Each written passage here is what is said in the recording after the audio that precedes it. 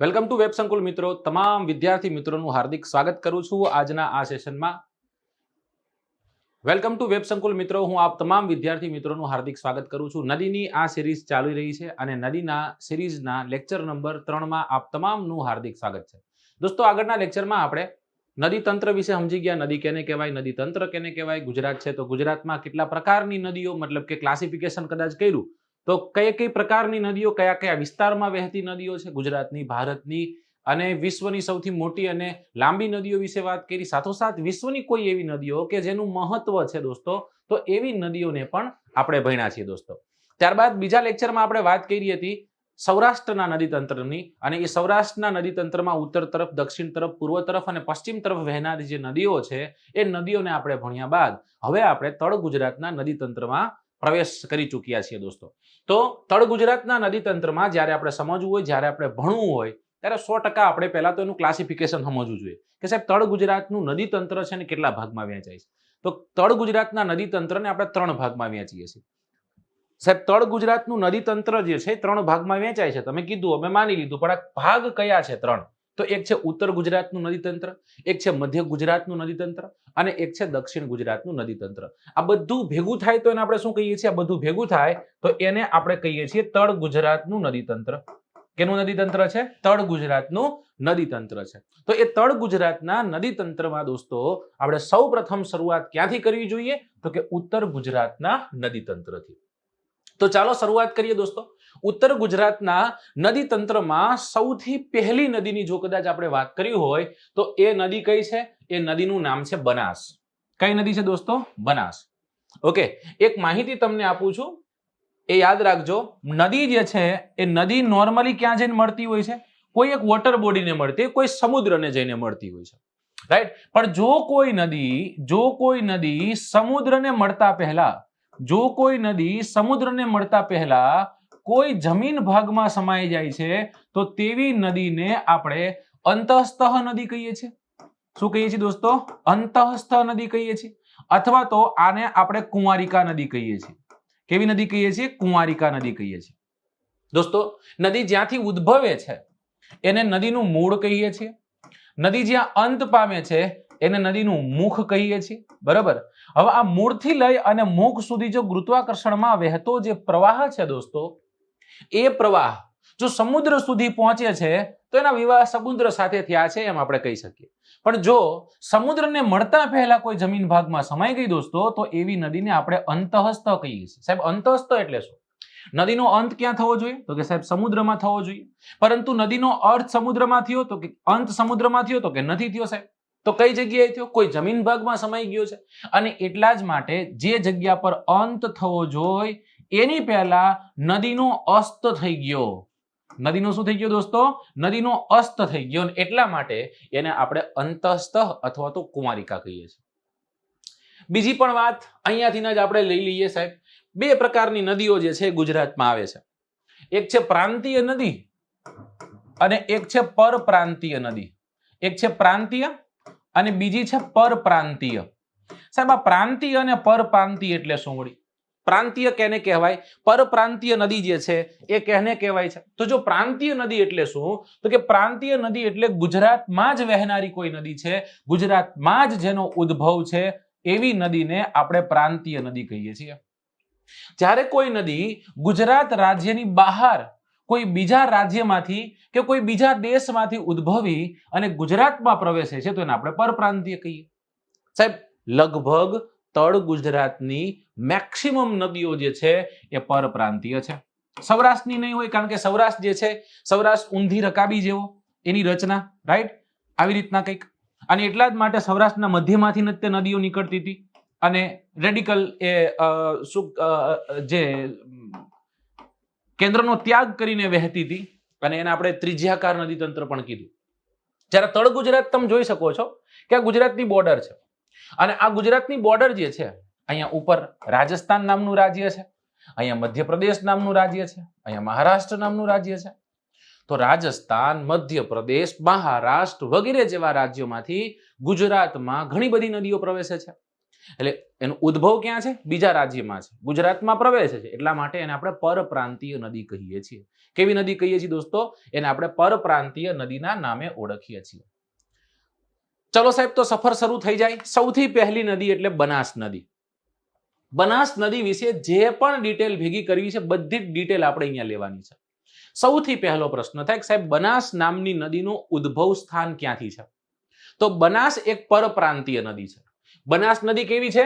એક પરપ્રાંતીય નદી છે. પહેલો પોઈન્ટ શું હોવો જોઈએ કે સાહેબ આ એક પરપ્રાંતીય નદી છે. અચ્છા, મતલબ કે ગુજરાતના કોઈ બહારના વિસ્તારમાંથી આ નદી આવતી હશે, ગુજરાતમાં પ્રવેશતી હશે 100%. સાહેબ ક્યાંથી આવે છે? આ નદી રાજસ્થાન રાજ્યમાંથી, રાજસ્થાન નામના રાજ્યમાંથી ઉદ્ભવે છે. એનું મૂળ ક્યાં છે? રાજસ્થાનમાં. સાહેબ રાજસ્થાનમાં કઈ જગ્યા પર? રાજસ્થાનમાં અરવલ્લીની ડુંગરમાળાઓ છે. અને આ અરવલ્લીની ડુંગરમાળામાં કઈ જગ્યા પર? આ અરવલ્લીની ડુંગરમાળામાં ઉદયપુર નામનો જિલ્લો છે. અને એ ઉદયપુર નામનો જે જિલ્લો છે, એ ઉદયપુર નામના જિલ્લાના સિરણવાના ડુંગરોમાં સિરોહી જિલ્લો, માય મિસ્ટેક, સિરોહી જિલ્લો જે છે એ સિરોહી જિલ્લાના સિરણવાના ડુંગરોમાં પિંડરવાડા નામના ગામથી નીકળે. ક્યાંથી નીકળે? ફરી એક વખત લખી નાખી, મારી મિસ્ટેક થઈ ગઈ છે, સુધારજો તમે પણ. સિરોહી જે છે એ સિરોહી જિલ્લાનું નામ છે. સિરોહી નામના જિલ્લામાંથી આ નદી ઉદ્ભવે છે. સિરોહીમાં કઈ જગ્યાએ? પિંડરવાલા નામનું ગામ છે. કયું ગામ છે દોસ્તો? પિંડરવાલા નામનું ગામ છે. અને ન્યા સરગવાના સિરણવાના ડુંગરો આવેલા છે. કેના ડુંગરો આવેલા છે દોસ્તો? સિરણવાના ડુંગરો આવેલા. આટલું યાદ રાખવાનું. થોડાક આપણે અહીંયા મેસી થઈ ગયા છીએ દોસ્તો, કારણ કે પેલો જે ડેટા હતો એ સાબરમતીનો હતો. સમજાય છે? તો જો મારથી પણ ભૂલ થાય છે, તમારથી પણ ભૂલ થવાની સંભાવનાઓ છે. રાઈટ? માણસ માત્ર ભૂલને પાત્ર. રાજસ્થાન અરવલ્લીની ડુંગરમાળાઓ ઉદયપુરની જગ્યાએ સિરોહી, બરાબર, પિંડરવાલા નામનું ગામ અને સિરણવાના ડુંગરો છે, ત્યાંથી આ નદી ઉદ્ભવે છે. ઓકે, ચાલો, ખબર પડી ગઈ સાહેબ અમને. સાહેબ આ નદીનો અંત ક્યાં છે? આ નદીનો અંત થાય છે ગુજરાતના કચ્છ જિલ્લાના નાના રણમાં. કયા રણમાં દોસ્તો? ગુજરાતના કચ્છ જિલ્લાના નાના રણમાં આ નદી જઈ અને સમાપ્ત થાય છે. તો ઉદ્ભવ સ્થાન ખબર પડી ગયું, એનો અંત ખબર પડી ગઈ. સર આ નદીની કુલ લંબાઈ કેટલી છે? તો કે 266 કિલોમીટરની આની કુલ લંબાઈ છે. જ્યાંથી ઉદ્ભવે છે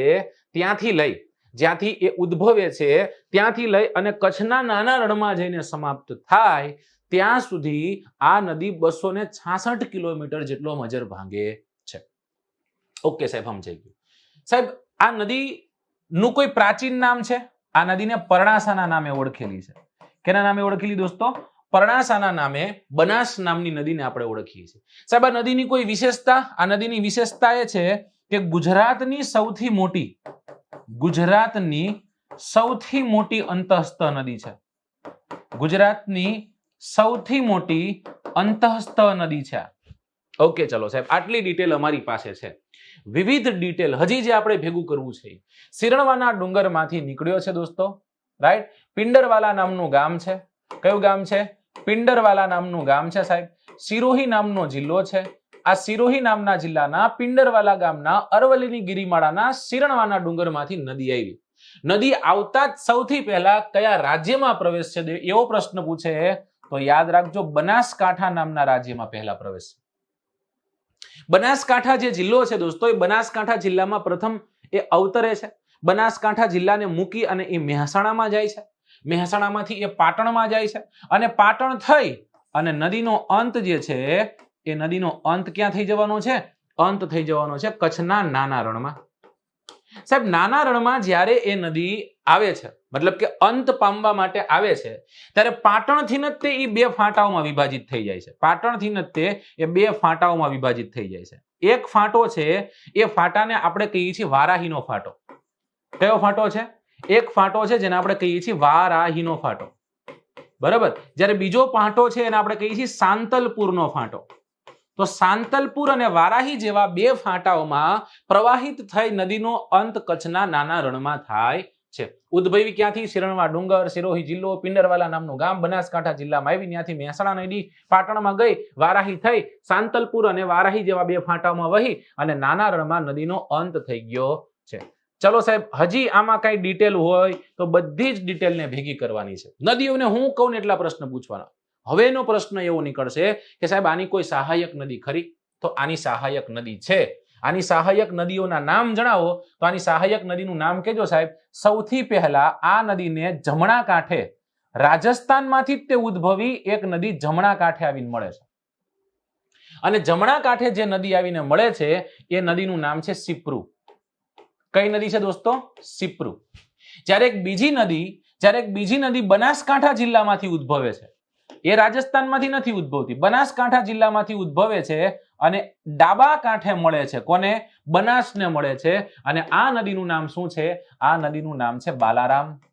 કઈ નદી છે દોસ્તો? બાલારામ. ચલો તો બનાસની બે સહાયક નદીઓ કઈ કઈ થઈ? સિપ્રુ અને બાલારામ. સાહેબ આની સિવાય કોઈ ખરી? હા, સુક્રી નામની નદી છે, ખારી નામની નદી છે. ખારી નામની નદી બહુ બધી છે, રાઈટ. એક નદી છે જેનું નામ છે સુક્રી નામની નદી. કઈ નદી છે? સુક્રી નામની નદી. એક નદી છે, નદીનું નામ છે ખારી. તો ખારી નામની નદી પણ આની સહાયક છે. તો ખારી અને સુક્રી નામની નદી પણ આની સહાયક છે. પણ મુખ્ય સહાયક નદીઓમાં આપણે કઈ બે નદીઓ યાદ રાખવાની છે?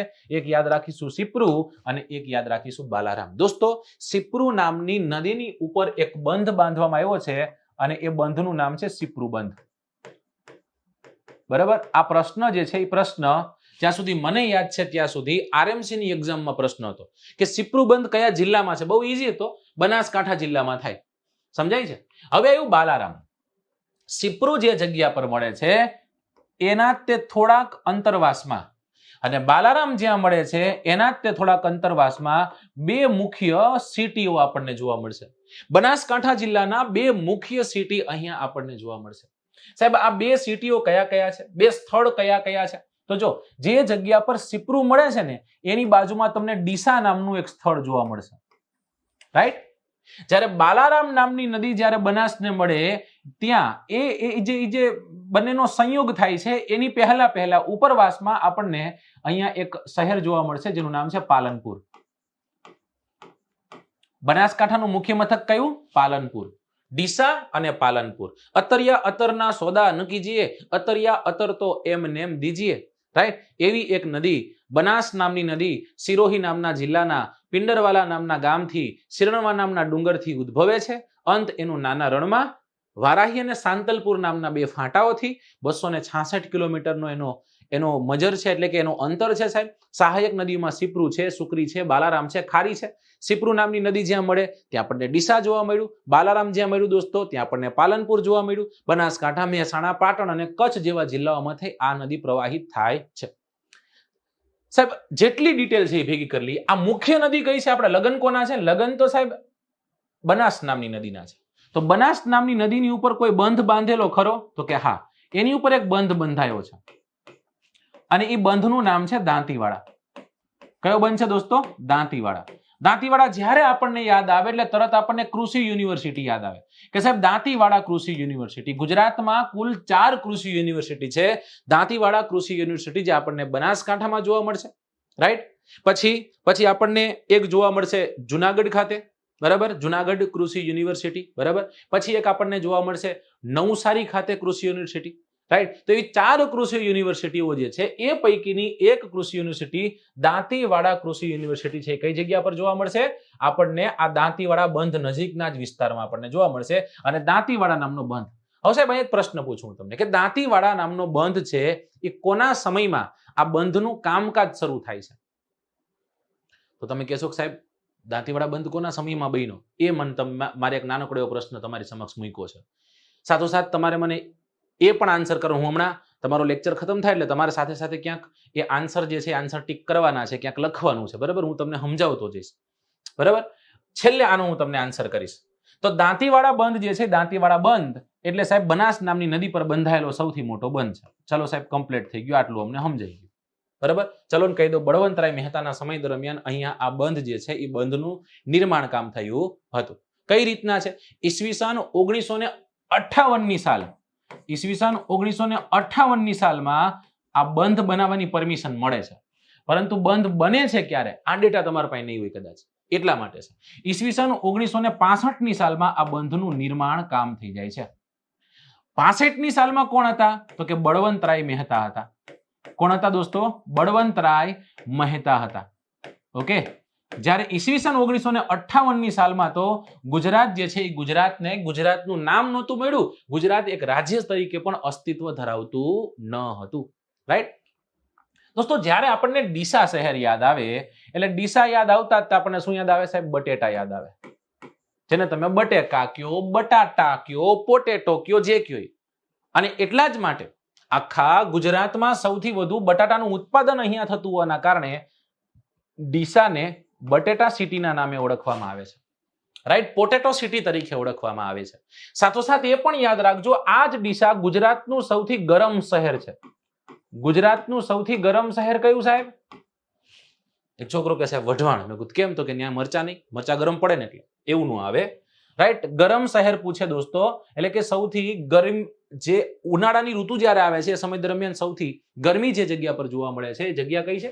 તો એ ડીસા છે. તો સૌથી ગરમ શહેર છે.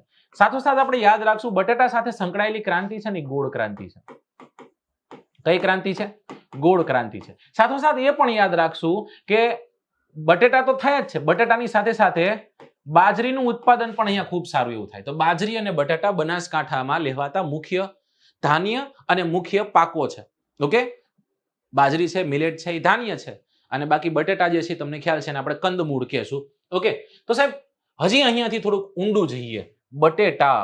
ઓકે સાહેબ, ઓપરેશન ટોપ તમે કદાચ સાંભળ્યું હશે. 2019માં જ્યારે ગુજરાતનું બજેટ રજૂ થયું ત્યારે આ ઓપરેશન ટોપ ચર્ચામાં હતું. સાહેબ ઓપરેશન ટોપ એટલે શું? Tomato, onion and potato. આ ત્રણ વસ્તુ એવી છે કે જીવન જરૂરિયાત છે. લગભગ આ લેક્ચર તમે કદાચ બપોરે જોવો છો, રાત્રે તમે જમશો કદાચ, તો જમવામાં લગભગના ભાગે બટેટાનું શાક આવતું હોય છે અને એમાં ડુંગળી નાખી જશે. રાઈટ, તો ટમેટા, બટેટા અને ઓનિયન એટલે કે ડુંગળી, આ ત્રણ ખૂબ જ જરૂરી છે. એટલે ઓપરેશન ટોપ જે છે, ઓપરેશન ટોપ, આ ત્રણના ઉત્પાદનમાં વધારો કરવો, ખેડૂતોને સારો ભાવ મળી રહે, એના માટે ઓપરેશન ટોપ જે છે, ઓપરેશન ટોપ શરૂ થયું હતું. ચલો, તો બટેટાની વાત કરી સાહેબ. બટેટા આપણે ખાઈએ છીએ, તો બટેટા બનાસકાંઠામાં જે વવાય છે કયા બિયારણથી વવાય છે? રાઈટ, તો યાદ રાખજો ઇટાલિયન અને સિમલા બિયારણ છે. ઇટાલિયન અને સિમલા બિયારણ, ઇટાલિયન અને સિમલા બિયારણ, બરાબર ને? આ તમને કદાચ આ વાતની જાણ નહીં હોય. ઇટાલિયન અને સિમલા બિયારણથી બનાસ નદીનો જે પટ છે દોસ્તો, એ વિસ્તારમાં ખૂબ સારી એવી બટેટાની ખેતી થાય છે. તો બટેટાના ઉત્પાદનમાં બનાસકાંઠા જે છે, બનાસકાંઠા પ્રથમ નંબર પર છે. એવી નદી કે જેનું વર્ણન મહાભારતમાં છે, જેનું વર્ણન પદ્મ પુરાણમાં છે, એવી નદી એટલે કે પરણાસા, એવી નદી એટલે બનાસ. આ બનાસ નદી જે છે એની લગભગ ડિટેલ આપણે ભેગી કરી. હવે એના કિનારે વસેલા શહેરોમાં ડીસા જોયું, પાલનપુર જોયું, એક શહેર છે જેનું નામ છે વારાહી, એક શહેર છે જેનું નામ છે સાંતલપુર. સાંતલપુર પાટણમાં છે, વારાહી પાટણમાં છે, યાદ રાખજો. ઓકે, પણ વાત કરવાની છે હવે ડીસાને મૂકી અને પાલનપુરની. જ્યારે પણ આપણને પાલનપુર યાદ આવે ત્યારે આપણને એક વસ્તુ યાદ આવે છે. પાલનપુર યાદ આવ્યું છે તો પાલનપુર જે છે એ પાલનપુર ખાતે સિદ્ધરાજ જયસિંહનો જન્મ થયો હતો. કોનો જન્મ થાય છે દોસ્તો? સિદ્ધરાજ જયસિંહ જે છે એ સિદ્ધરાજ જયસિંહનો જન્મ અહીંયા પાલનપુર ખાતે થાય છે. અને ઘણા બધા કવિઓ જે છે એ કવિઓએ આ શહેરને સુગંધિત શહેર કીધું છે. રાઈટ, સુગંધિત શહેર કીધું છે. અને સુગંધ ક્યારે પ્રસરે સાહેબ? જ્યારે ફૂલો સારા હોય ત્યારે. રાઈટ, એટલે કે ફૂલોની નગરી તરીકે પણ આને ઓળખવામાં આવે છે. અને ફૂલો હોય, સુગંધિત શહેર બને ક્યારે? કે જ્યારે આ જ ફૂલોમાંથી અત્તરનું નિર્માણ થાય. કેનું નિર્માણ થાય દોસ્તો? અત્તરનું નિર્માણ થાય. તો અત્તર નગરી, ફૂલોની નગરી, સુગંધિત શહેર, સિદ્ધરાજ જયસિંહનો જન્મ જે જગ્યા પર છે, બનાસકાંઠા જિલ્લાનું સૌથી મોટું શહેર, સાથોસાથ બનાસકાંઠા જિલ્લાનું મુખ્ય મથક તરીકે જો કોઈને જોતા હોય તો એ શહેર છે પાલનપુર. અતરિયા અતરના સોદા ન કીજીએ, અતરિયા અતર તો એમને એમ દીજીએ. રાઈટ, તો જે સિપ્રુ નામની નદી છે એ સિરોહીથી જ આવે છે, રાજસ્થાનના સિરોહીથી જ આવે છે અને અંતે બનાસને મળે છે. બરાબર, જ્યારે બાલારામ નામની નદીની જ્યારે આપણે વાત કરશું તો બાલારામ નદી સાથે જોડાયેલું હજી એક બીજી વાત આપણે યાદ કરવાની છે અહીંયા, કે બાલારામ રીંછ અભયારણ્ય જે છે, બાલારામ રીંછ અભયારણ્ય છે દોસ્તો, એ આ બાલારામ નામની નદીના જે પટ વિસ્તાર છે ત્યાં જ આપણને જોવા મળશે. ગુજરાતમાં ટોટલ 5 રીંછ અભયારણ્યો છે. બનાસકાંઠામાં એમાં 2 છે. 5 તળ ગુજરાતમાં છે. રીંછનો પ્રિય ખોરાક મધ છે. રાઈટ, બાલારામ રીંછ અભયારણ્ય, જેસોર રીંછ અભયારણ્ય 2 તમને જોવા મળશે બનાસકાંઠા જિલ્લામાં. ત્યાંથી નીચે આવો એટલે તમને જોવા મળશે પંચમહાલ જિલ્લો, ત્યાં જાંબુઘોડા. ત્યાંથી આગળ આવો એટલે તમને જોવા મળશે દાહોદ જિલ્લો. જ્યાં રતનમહાલ, ત્યાંથી સેજ નીચે આવો એટલે છોટાઉદેપુરની નીચે નર્મદા નામનો જિલ્લો, નર્મદામાં તમને જોવા મળશે ડેડિયાપાડા. તો આવા 5 રીંછ અભયારણ્યો છે. 5 રીંછ અભયારણ્યો સાથોસાથ એ પણ કહું કે આ નદીનું નામકરણ ઉપરથી એક જિલ્લો જે છે એનું નામકરણ થયેલું છે, જેનું નામ છે બનાસકાંઠા. તો ગુજરાતમાં એવા 5 જિલ્લાઓ છે કે જેના નામકરણ કે જેનું નામકરણ નદીના નામકરણ ઉપરથી હોય. જેમાં એક છે બનાસકાંઠા, બીજો છે સાબરકાંઠા, રાઈટ, બનાસકાંઠા, સાબરકાંઠા, નર્મદા, તાપી અને મહી. હું તો કહું મહીસાગર ને પહેલા લઈ લ્યો એટલે ક્રમ થઈ જાય. બનાસકાંઠા પહેલા, પછી સાબરકાંઠા આવે, પછી મહીસાગર આવે, પછી નર્મદા અને પછી તાપી. નર્મદા નહીં, નર્મદા અને તાપી. 5 જિલ્લાઓ એવા છે જેના નામકરણ કોઈ નદીના નામ પરથી થયા છે. બનાસ નદી ઉપરથી બનાસકાંઠા, સાબર ઉપરથી સાબરકાંઠા, નર્મદા ઉપરથી નર્મદા, તાપી ઉપરથી તાપી અને મહી નામની નદી ઉપરથી મહીસાગર જિલ્લાનું નિર્માણ થયું છે. આશા રાખું છું કે આ જેટલું પણ ભણાઈ આપણે તમારી સીધી ખોપડીમાં ચડી ગયું હશે, રાઈટ. એક વખત બેક કરીને એનો સ્ક્રીનશોટ લઈ શકો છો. પણ વિગતવાર હવે આપણે જોઈએ. ઉદ્ગમ સ્થાન રાજસ્થાનના સિરોહી જિલ્લો જે છે એમાં ઉદયપુરની ટેકરીઓ છે. એ ઉદયપુરની ટેકરીઓના શિરણવાના જે ડુંગરો છે દોસ્તો, એ શિરણવાના ડુંગરમાંથી ઉદ્ભવે છે. અંતિમ સ્થાન કચ્છનું નાનું રણ છે. ઉત્તર ગુજરાતના નદીતંત્રની સૌથી મોટી અંતઃસ્થ નદી એવી બનાસ નામની નદીના સિપ્રુ અને બાલારામ નામની નદીઓ જે છે એ સહાયક છે. સિંચાઈ યોજનાની વાત કરીએ તો દાંતીવાડા સિંચાઈ યોજના છે, સિંચાઈ બંધ છે, જે બનાસકાંઠા જિલ્લામાં સ્થિત છે. સાલવારી સાથે યાદ રાખો તો ઈસવીસન 1958ની સાલમાં બંધ બનાવવાની વાત અને બંધ બનાવવાની મંજૂરી મળી ગઈ. 1965ની સાલમાં બળવંતરાય મહેતાના સમય દરમિયાન અહીંયા બંધ કાર્યનું જે બંધ જે છે એનું નિર્માણ કાર્ય સ્ટાર્ટ થાય છે. બનાસ નદી એના કિનારે તમને ડીસા અને પાલનપુર જે છે એ પાલનપુર જેવા સિટીઓ પાસેથી વહી વારાહી અને સાંતલપુર નામના 2 ફાંટાઓમાં પ્રવાહિત થઈ અને કચ્છના નાના રણમાં સમાઈ જાય છે દોસ્તો. એની પછીની આપણે નદી ભણવી છે. તમને ખ્યાલ છે કે ગુજરાત જે છે એ ગુજરાતની પવિત્ર નદી નહીં, આખા ભારતની સૌથી 3 પવિત્ર નદીઓ હોય ને એ 3 પવિત્ર નદીઓમાં જેનો સમાવેશ થાય છે એવી નદી એટલે સરસ્વતી. એવું કહેવાય છે કે ગૌમુખ જે જગ્યા પરથી ગંગા અવતરે છે ત્યાંથી આ નદી ઉદ્ભવે છે. ફરી એક વખત પાતાળમાં વહી જાય છે. ગંગા યમુના સરસ્વતીના સંગમ સ્થાને આ નદીઓ ફરી ભેગી થાય છે. ફરી એક વખત લુકાછુપી રમતી આ નદી જે છે એ નદી ગુજરાતના અરવલ્લીના જે ડુંગરો છે એ અરવલ્લીના ડુંગરોમાં અંબાજી નજીકથી આ નદી ઉદ્ભવે છે અને કચ્છના નાના રણમાં જઈ અને સમાઈ જાય છે. તો આ પણ એક અંતઃસ્થ નદી છે. ઉત્તર ગુજરાતની બનાસ, સરસ્વતી અને રૂપેણ જેવી અંતઃસ્થ નદીઓ છે. જ્યારે આપણે સૌરાષ્ટ્રની 3 ભણ્યા મચ્છુ, બ્રાહ્મણી ને ફાલ્ગુ, આ 3 નદીઓ જે છે એ અંતઃસ્થ નદીઓ છે. તો એવી સરસ્વતી નામની નદીની આપણે વાત કરવી છે. સાહેબ, સરસ્વતી નામની નદી ઉદ્ભવે છે ક્યાંથી? સરસ્વતી નામની નદીનું ઉદ્ભવ સ્થાન એટલે ચોરીનો ડુંગર. કેનો ડુંગર છે દોસ્તો? ચોરીનો ડુંગર છે. કદાચ તમે એમ કહો કે સાહેબ આ ચોરીનો ડુંગર એટલે શું વળી, ક્યાં આવ્યો ચોરીનો ડુંગર? તો કેજો આ સરસ્વતી નામની નદી જ્યાંથી ઉદ્ભવે છે એ બનાસકાંઠા નામના જિલ્લામાંથી ઉદ્ભવે છે. બનાસકાંઠા નામના જિલ્લામાં દાંતાની ટેકરીઓમાંથી નીકળે છે અને આ દાંતાની ટેકરીઓમાં એક ડુંગર આવેલો છે જેને આપણે કહીએ છીએ ચોરીનો ડુંગર. કેનો ડુંગર છે દોસ્તો? ચોરીનો ડુંગર. આ ચોરીના ડુંગરમાંથી આ નદી ઉદ્ભવે છે. છેલ્લો જે લાસ્ટ પોઈન્ટ હોય, નદીનું મૂળ જોયું, હવે નદીનું મુખ જોયું. નદી અંત ક્યાં પામે છે? તો કે કચ્છના નાના રણમાં. કચ્છના નાના રણમાં નદીનો અંત થાય છે. ચલો, ઉદ્ભવ ખબર પડી ગઈ? હા સાહેબ. અંત ખબર પડી ગઈ? હા સાહેબ. જો બીજી રીતના આપણે જોવું હોય તો ક્યાંક એવું લખ્યું હોય તો હા જ પાડજો કે દાંતા નજીક જે છે એ અંબાજીની ટેકરીઓ આવેલી છે અને એ અંબાજીની ટેકરીઓમાં કોટેશ્વર આવેલું છે અને આ કોટેશ્વર નજીકથી આ નદીનો ઉદ્ભવ છે. સમજાય છે? કારણ કે આપણા જે ધર્મગ્રંથો લખાયેલા છે, આપણા જે ઇતિહાસો લખાયેલા છે એ ઇતિહાસમાં એવું કહેવાય છે કે અંબાજી કોટેશ્વર ડુંગરમાંથી આ નદીનું ઉદ્ભવ સ્થાન છે. બીજો પ્રશ્ન શું પૂછતા હતા? બીજો પ્રશ્ન એવો કંઈક પૂછતા હતા કે સાહેબ આ નદી જે છે એ નદીની કોઈ સહાયક નદી ખરી? હા, આની એક સહાયક નદી છે જેનું નામ છે અર્જુની. કઈ નદી છે? અર્જુની. ઘણી જગ્યાએ આને અર્જુના પણ કીધી છે. શું કીધી છે? ઘણી જગ્યાએ અહીંયા અર્જુના પણ લેખી છે. અંબાજી નજીકથી જ ઉદ્ભવે છે. અંબાજીથી થોડાક જ તે આગળ જતા એ નદી ફરી એક વખત મતલબ સરસ્વતી નામની નદીમાં સમાઈ જાય છે.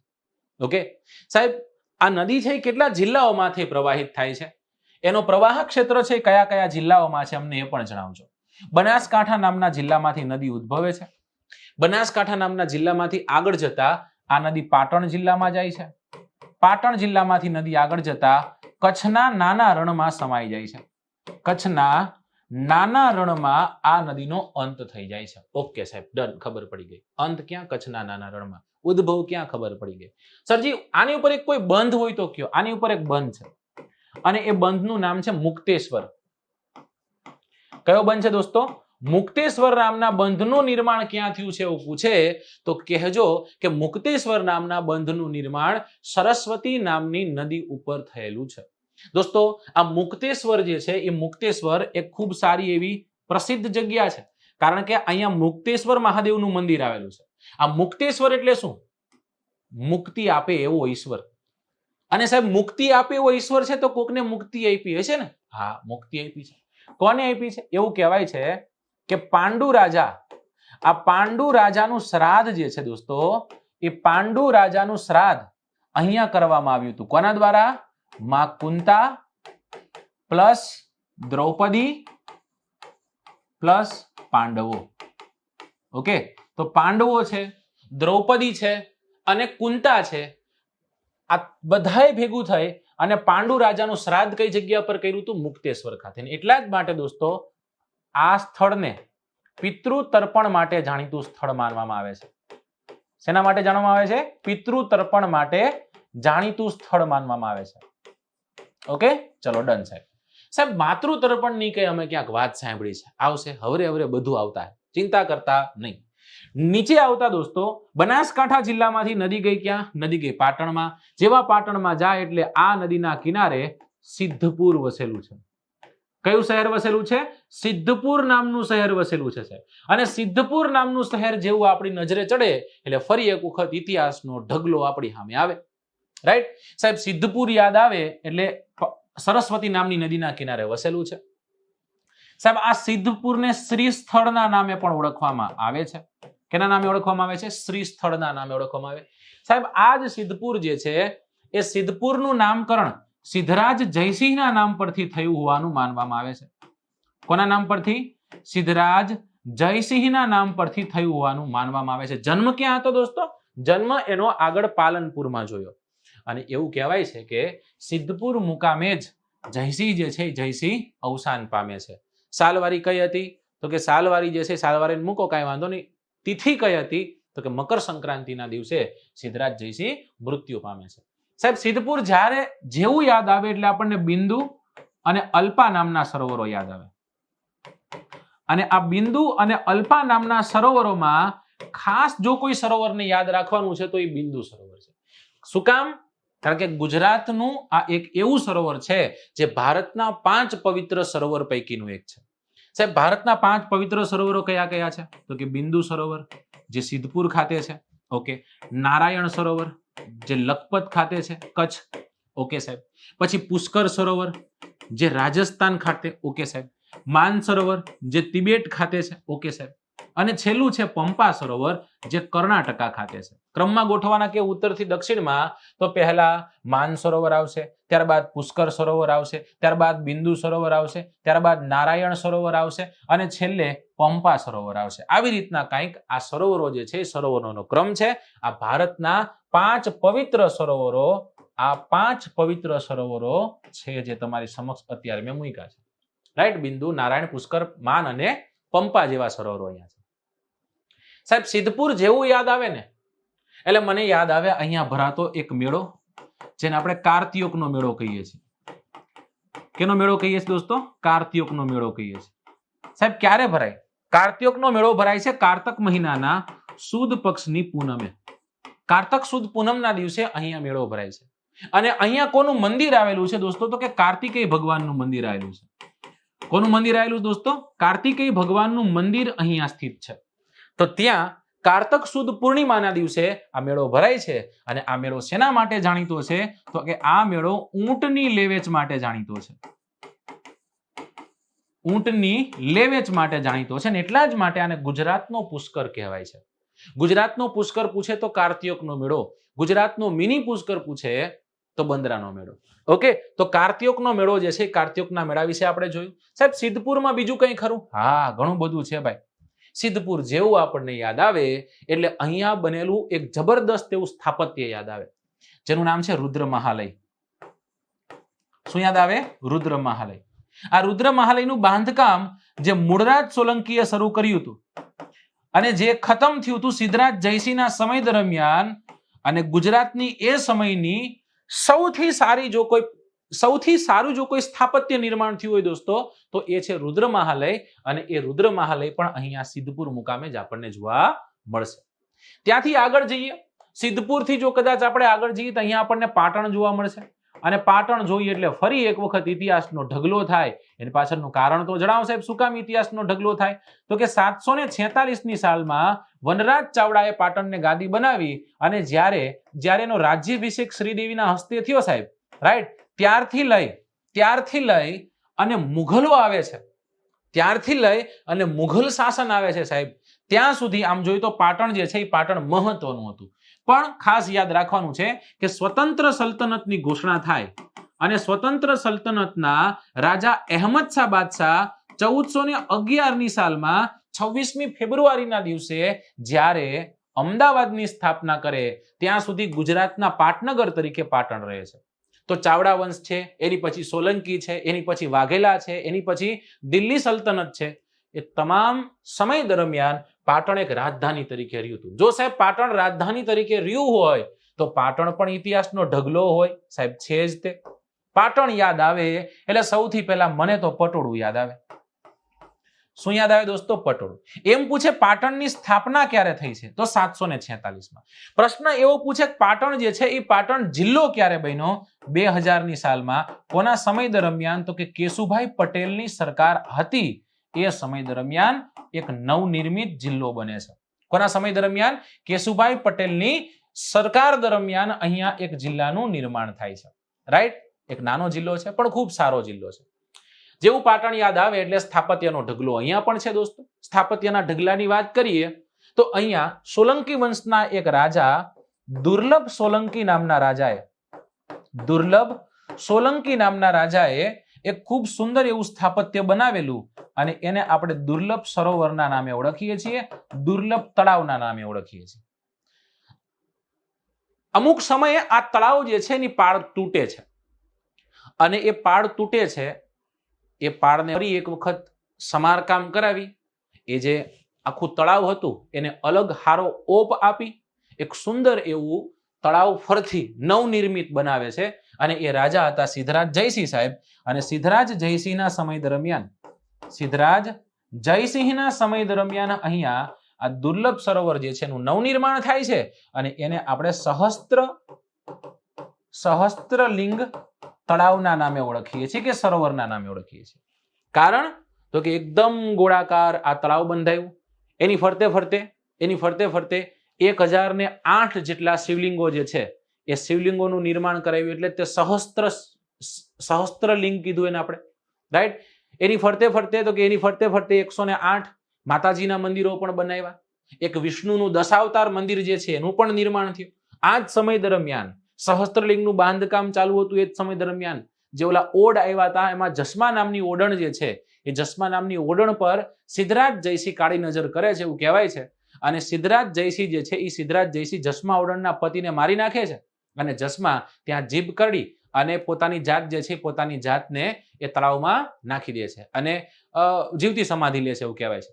અને એક શ્રાપ દેતી જાય છે કે તમે આ સહસ્ત્રલિંગ તળાવ એટલા માટે બંધાયું છે કે પાટણમાં પાણી રહે, સરસ્વતી નદીનું પાણી અહીંયા રહે, પરંતુ આ તળાવમાં ક્યારેય પાણી રહેશે નહીં.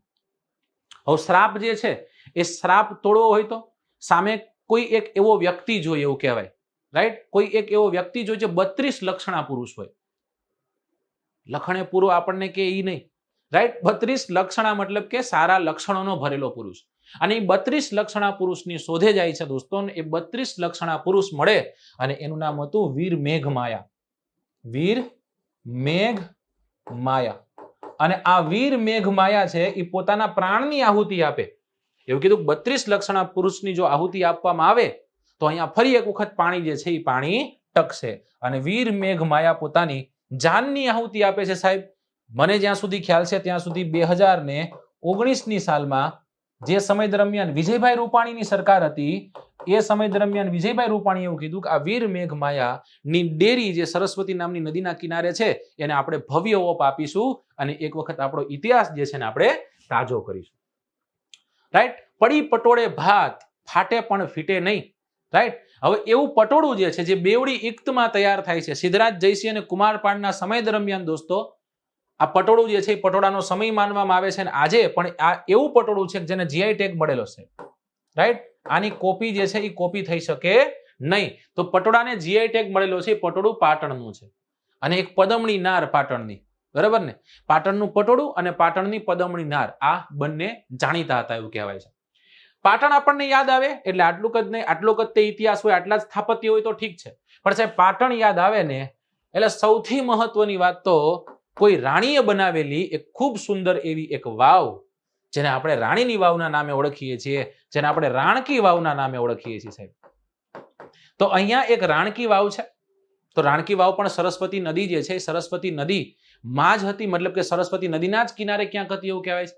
સરસ્વતીમાં આવતા પૂરના કારણે એમાં રહેલા કાંપના જમાવડાના કારણે આ વાવ જે છે એ વાવ ડૂબી જાય છે અને પછી ઉત્ખલનવિદો જે છે ઉત્ખલનવિદો આ વાવને ભારતની આઝાદી બાદ ફરી એક વખત શોધી કાઢે છે અને એવું નજરાનું સાહેબ 7 માળની પાતાળીએ બનેલી આ વાવ જો કદાચ તમે મુખના આધારે જોવો તો એ નંદા પ્રકારની છે અને જો તમે મજલાના આધાર પર જુઓ તો એ જયા પ્રકારની વાવ છે.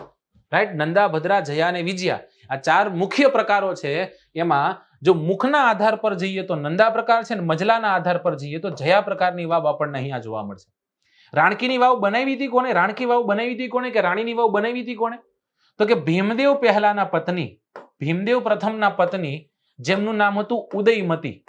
આ ઉદયમતી દ્વારા અહીંયા એક ખૂબ સુંદર એવું સ્થાપત્ય બંધાવવામાં આવેલું જેને આપણે રાણકી વાવના નામે ઓળખીએ છીએ. દોસ્તો સરસ્વતી નામની નદી આવે ઘણું યાદ આવે.